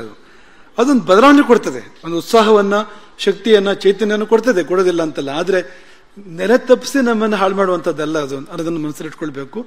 ಶಕ್ತಿ, ಉತ್ಸಾಹ, ಚೈತನ್ಯವನ್ನ ವರ್ಧನೆ ಮಾಡುವಂಥದ್ದು. ಅಂತ ಸುರಾಸಾಗರ ಅಲ್ಲಿಯೇ ನೆಲೆಸಿದ್ದು. ಅಂದ್ರೆ ಬಾಯಾರಿಕೆ ವ್ಯವಸ್ಥೆ ಇದ್ಬಿಟ್ಟಿದಲ್ಲೇ ಅಂತ. ಯುದ್ಧದ ಮಧ್ಯದಲ್ಲಿ ಸೇನಾಪತಿ ಅಲ್ವಾ ಅವಳು, ಸೈನಿಕರಿಗೆ ಏನೇ ಅಗತ್ಯ ಕಂಡ್ರು ಬೇಕಾದ ವ್ಯವಸ್ಥೆಯಲ್ಲಿ ಇದ್ಬಿಟ್ಟಿದೆ ಅನ್ನೋದನ್ನ ನೆನಪಿಸಲಿಕ್ಕೆ ಈ ಮಾತುಗಳನ್ನ ಹೇಳುದು. ಹೀಗೆ ತುಂಬಾ ದೇವತೆಗಳು, ಇಂದ್ರಾದಿ ದಿಕ್ಪಾಲಕರು, 64 ಕೋಟಿ ಅಪ್ಸರೆಯರು, ಸಿದ್ಧರು, ಅಗ್ನಿ, ಸಾಧ್ಯರು, ವಿಶ್ವದೇವತೆಗಳು, ವಿಶ್ವಕರ್ಮ, ಮಯ, ಇನ್ನು ಅನೇಕ ಅನೇಕ ಅನೇಕ ದೇವತೆಗಳು. ಹಾಗೆ 8 ದಿಕ್ಕುಗಳಲ್ಲಿ ಭೈರವರುಗಳು, ಕೊನೆಯಲ್ಲಿ 10 ಕೋಟಿ ಭಟರು. ಇಷ್ಟೆಲ್ಲರ ನಡುಗೂಡಿ ದಂಡನಾಥ ದೇವಿಯ ಒಂದು ಪರಿವಾರ ಅಂದ್ರೆ ಹೇಗಿರ್ಬೋದು? ಸಹಸ್ರನಾಮದ ನೆನಪು ಮಾಡ್ಕೊಂಡು ಪೂರ್ಣ ಮಾಡೋಣ ಪ್ರವಚನವನ್ನು. ಇಂದಿನ ದಿನ ಕಿರಿಚಕ್ರ ರಥಾರೂಢ ದಂಡನಾಥ ಪುರಸ್ಕೃತ, ಕಿರಿಚಕ್ರ ರಥಾರೂಢ ದಂಡನಾಥ ಪುರಸ್ಕೃತ. ಮುಂದೆ ದಂಡನಾಥೆ ಅಂತ, ಪುರಸ್ಕೃತ ಅಂದ್ರೆ ಅವಳನ್ನು ಮುಂದಿಟ್ಕೊಂಡು ದೇವಿ ಯುದ್ಧ ಮಾಡ್ತಾಳೆ. ಲಲಿತಾ ದೇವಿ ಅವಳು ಯುದ್ಧಕ್ಕೆ ಬರೋದು ಕೊಟ್ಟ ಕೊನೆಯಲ್ಲಿ ಅಂತ. ಇವರಿಗೆಲ್ಲ ಕೆಲಸ ಇದೆ ಮಾತ್ರ, ಅದೆಲ್ಲ ಆದ್ಮೇಲೆ ಅವಳು ಬರುವಂತದ್ದು ಲಲಿತಾ ದೇವಿ ಅಂತ. ಹಾಗಾಗಿ ದಂಡನಾಥ ಪುರಸ್ಕೃತ, ಆಕೆಯನ್ನು ಮುಂದಿಟ್ಕೊಂಡು ಲಲಿತಾ ದೇವಿ ಯುದ್ಧ ಮಾಡ್ತಾಳೆ ಅಂತ. ಹೀಗೆ ಅವಳ ಸಾಮ್ರಾಜ್ಯ, ಅವಳ ಪರಿವಾರ, ಅವಳ ಆವರಣ ಇದು. ನಾನು ನಿಮ್ಗೆ ಇಷ್ಟೆಲ್ಲ ಹೇಳಿದ ಮೇಲೆ ಕೊನೆ ಮಾತು ಏನು ಅಂದ್ರೆ, ಏನು ಹೇಳಿದಾಗ ಆಗಲಿಲ್ಲ, ನಾನು ನಿಮಗೆ ಏನು ಹೇಳಿಲ್ಲ. ಹೊರಗಿನ ಬದುಕಿಯನ್ನು ಕೂಡ ಮುಟ್ಟಿಲ್ಲ, ನಾವೇನು ಹೇಳಿದ್ವೋ ಹೊರಗಿನ ಚರ್ಮ ಕೂಡ ಮುಟ್ಟಿಲ್ಲ ಇದು ಅಂತ. ಮತ್ತೆ ಆದ್ರೂ ಯಾಕೆ ಹೇಳಿದ್ರಿ ಅಂದ್ರೆ, ಇಷ್ಟು ಶಬ್ದಗಳು ನಿಮ್ಮ ಕಿವಿಗೆ ಬೀಳ್ಬೇಕು ಅಂತ ನನ್ನ ಉದ್ದೇಶ. ಏನೋ ಒಂದು ಅದ್ಭುತ ಹೊಸದು ಹೇಳಿದ್ರು, ತುಂಬಾ ರೋಚಕವಾಗಿತ್ತು, ರಂಜಕವಾಗಿತ್ತು ಅನ್ನೋದಕ್ಕಿಂತ ಹೆಚ್ಚು ಈ ದೇವಿಯರ ನಾಮ ನಿಮ್ಮ ಕಿವಿಗೆ ಬಿದ್ದು ನೀವು ಉದ್ಧಾರ ಆಗಬೇಕು. ಈ ಒಂದೊಂದು ದೇವಿಯರು ನಿಮ್ಗೆ ಬೇಕಾದದ್ದು ಮಾಡಿಕೊಡಬಲ್ಲರು. ಯಾರ್ಯಾರ ಹೆಸರು ನಾವು ಹೇಳಿದೆವೋ, ನಿಮ್ಮ ಜೀವನದಲ್ಲಿ ಬೇರೆ ಬೇರೆ ಅಗತ್ಯಗಳಿದೆ, ನಿಮಗೆ ಬೇರೆ ಬೇರೆ ತೊಂದರೆಗಳಿದೆ, ಬೇರೆ ಬೇರೆ ಸಂದರ್ಭಗಳಿದೆ, ಬೇಕಾದದನ್ನು ಈ ದೇವಿಯರು ಕೊಡಬಲ್ಲರು. ಎಲ್ಲಿಯಾದ್ರೂ ಒಂದು ವಿದ್ಯುತ್ತು ಈ ಕಡೆಯಿಂದ ಆ ಕಡೆ ಹರಿದ್ರೆ, ಆ ನಾಮೋಚ್ಚಾರಣೆ ಮಾಡುವಾಗ ಹರಿದ್ರೆ ನಿಮ್ಮ ಕಷ್ಟ ಪರಿಹಾರ ಆಗ್ಬೋದು, ನಿಮ್ಮ ಸಮಸ್ಯೆ ಮುಗಿಬೋದು, ನಿಮಗೊಂದು ದಾರಿ ಸಿಗ್ಬೋದು ಮುಂದುವರಿಯೋದಕ್ಕೆ ಅಂತ. ಮಾಡ್ಬೇಕು ಇದನ್ನ. ನಾನು ನವರಾತ್ರಿ ಮಾಡಬೇಕಾದ ಯಾವುದು ಅಂದ್ರೆ ಇಂಥದ್ದನ್ನು ಮಾಡಬೇಕು ಅಂತ. ಹಾಗಾಗಿ ಆ ಕಾರಣಕ್ಕೋಸ್ಕರ ನಾವು ಇದನ್ನ ಎಲ್ಲವನ್ನು ಕೂಡ ನೆನಪು ಮಾಡಿಕೊಂಡು, ಹೀಗೆ ಯುದ್ಧಕ್ಕೆ ಆಕೆ ದೇವಿ ಮುಂದುವರಿತಾಳೆ. ಇನ್ನು ಮುಂದಕ್ಕೆ ನಾವು ಗಮನಿಸೋಣ ಏನ್ ನಡೀತು ಮುಂದಕ್ಕೆ. ಯುದ್ಧಕ್ಕೆ ಹೊರಟಾಗ ಅಲ್ಲೇನಾಯ್ತು? ಇಲ್ಲಿ ಯುದ್ಧಕ್ಕೆ ಹೊರಟಾಗ ಅಮ್ಮನವರು ಇಷ್ಟೆಲ್ಲ ಸಿದ್ಧತೆಯಲ್ಲಿ ಯುದ್ಧಕ್ಕೆ ಹೊರಟಾಗ ಅಲ್ಲೇನಾದ್ರು ಪರಿಣಾಮ ಆಯ್ತಾ? ಬಂಡಾಸುರನ ನಗರದಲ್ಲಿ, ಶೂನ್ಯಕ ನಗರದಲ್ಲಿ, ಈ ಯುದ್ಧಾರಂಭದ ಯುದ್ಧೋದ್ಯಮದ ಒಂದು ಪ್ರತಿಫಲನ ತರಂಗಗಳು ಅಲ್ಲೇನಾದ್ರು ಬಂತ, ಪ್ರತಿಫಲಿಸ್ತಾ ಶೂನ್ಯಕ ನಗರದಲ್ಲಿ? ಅಥವಾ ಮತ್ತೇನೇನಾಯ್ತು ಹೊರಟಾಗ ಅನ್ನೋದನ್ನ ನಾಳೆಯಿಂದ ನಾವು ಮುಂದಕ್ಕೆ ಗಮನಿಸೋಣ. ಇನ್ನು ಅನೇಕ ದೇವಿಯರು ಯುದ್ಧ ಸಂದರ್ಭದಲ್ಲಿ ಪ್ರಸ್ತುತರಾಗ್ತಾರೆ. ನೀವು ಯುದ್ಧ ಅಂತ ನೋಡೋಕ್ಕಿಂತ ಹೆಚ್ಚು ಅಲ್ಲಿ ಯಾವ ದೇವಿ ಬಂದಳು, ಅವಳ ಜೀವನಕ್ಕೆ ಏನು ಅನುಗ್ರಹ ಮಾಡ್ಬೋದು ಆ ದೇವಿ. ಒಂದೊಂದು ದೇವಿಯರು ಕೂಡ ಜೀವನಕ್ಕೆ ಅನುಗ್ರಹ ಮಾಡ್ಲಿಕ್ಕೆ ಇರುವಂತವ್ರು. ಆ ದೇವಿ ನಮ್ಮನ್ನು ಹೇಗೆ ಉದ್ಧಾರ ಮಾಡ್ಬೋದು, ಈ ಹಿನ್ನೆಲೆಯಲ್ಲಿ ಮುಂದಿನ ಪ್ರವಚನ ನೀವು ಕೇಳುವವರಾದ್ರೆ ಮಾಡಿದ ಪ್ರವಚನ ಸಾರ್ಥಕ ಎಂಬುದಾಗಿ ಭಾವಿಸ್ತೇವೆ. ಆ ಜಗಜ್ಜನನಿ ಮತ್ತು ಆಕೆಯ ಸುತ್ತಮುತ್ತ ಇರತಕ್ಕಂಥ ಎಲ್ಲ ದೇವಿಯರು, ದೇವರುಗಳು ನಿಮ್ಮನ್ನು ಸಲಹಲಿ. ಈ ನವರಾತ್ರಿ ನಿಮ್ಮ ಪಾಲಿಗೆ ನಿಜವಾಗಿಯೂ ಒಂದು ಅತ್ಯಂತ ವಿಶಿಷ್ಟವಾದ ನವರಾತ್ರಿ, ಶಕ್ತಿ ರಾತ್ರಿ ಅದು ಆಗಲಿ. ನಿಮ್ಮ ಜೀವನವನ್ನು ಅದು ಬದಲು ಮಾಡಲಿ, ನಿಮ್ಮ ಕಷ್ಟಗಳನ್ನು ಪರಿಹಾರ ಮಾಡಲಿ, ಜೊತೆಗೆ ನಿಮಗೆ ಒಳ್ಳೆ ಬುದ್ಧಿಯನ್ನು ಕೊಡಲಿ, ಒಳ್ಳೆ ಮನಸ್ಸನ್ನು ಕೊಡಲಿ. ಸನ್ಮಾರ್ಗದಲ್ಲಿ ನಡೆದು ಅಲ್ಲಿವರೆಗೆ ದೇವಿಯ ಚರಣದವರೆಗೆ ಸಾಗುವಂತ ಒಂದು ಸುಯೋಗವನ್ನು ದೇವಿ ನಿಮಗೆಲ್ಲ ಕೊಡಲಿ, ಕೈ ಹಿಡಿದು ನಡೆಸಲಿ ಎಂಬುದಾಗಿ ಕೊಟ್ಟ ಕೊನೆಯಲ್ಲಿ ಹಾರೈಸ್ತೇವೆ. ಎಲ್ಲ ವಾಕ್ಕುಸುಮಗಳು ಲಲಿತಾ ದೇವಿಯ ಶ್ರೀಚರಣಕ್ಕೆ ಮತ್ತು ಆಕೆಯನ್ನು ತೋರಿಕೊಡುವ ಸದ್ಗುರುವಿನ ದಿವ್ಯ ಸನ್ನಿಧಾನಕ್ಕೆ ಸಮರ್ಪಿತವಾಗಲಿ. ಈ ಪ್ರವಚನ ಒಂದು ಪೂಜೆಯಾಗಿ ಭಗವತಿಗೂ ಮತ್ತು ಗುರುಪರಂಜ್ಯೋತಿಗೂ ಸಲ್ಲಲಿ. ಹರೇ ರಾಮ. ಗೋಕರ್ಣಮಂಡಲಾಧೀಶ್ವರ ಶ್ರೀಮದ್ ಜಗದ್ಗುರು ಶಂಕರಾಚಾರ್ಯ ಶ್ರೀಮದ್ ರಾಘವೇಶ್ವರ ಭಾರತೀ ಸ್ವಾಮಿ ಮಹಾರಾಜ್ ಕಿ, ಅಂಬಾ ಮಾತಾ ಕಿ, ಅಂಬಾ ಮಾತಾ ಕಿ. ಸರ್ವಮಂಗಲ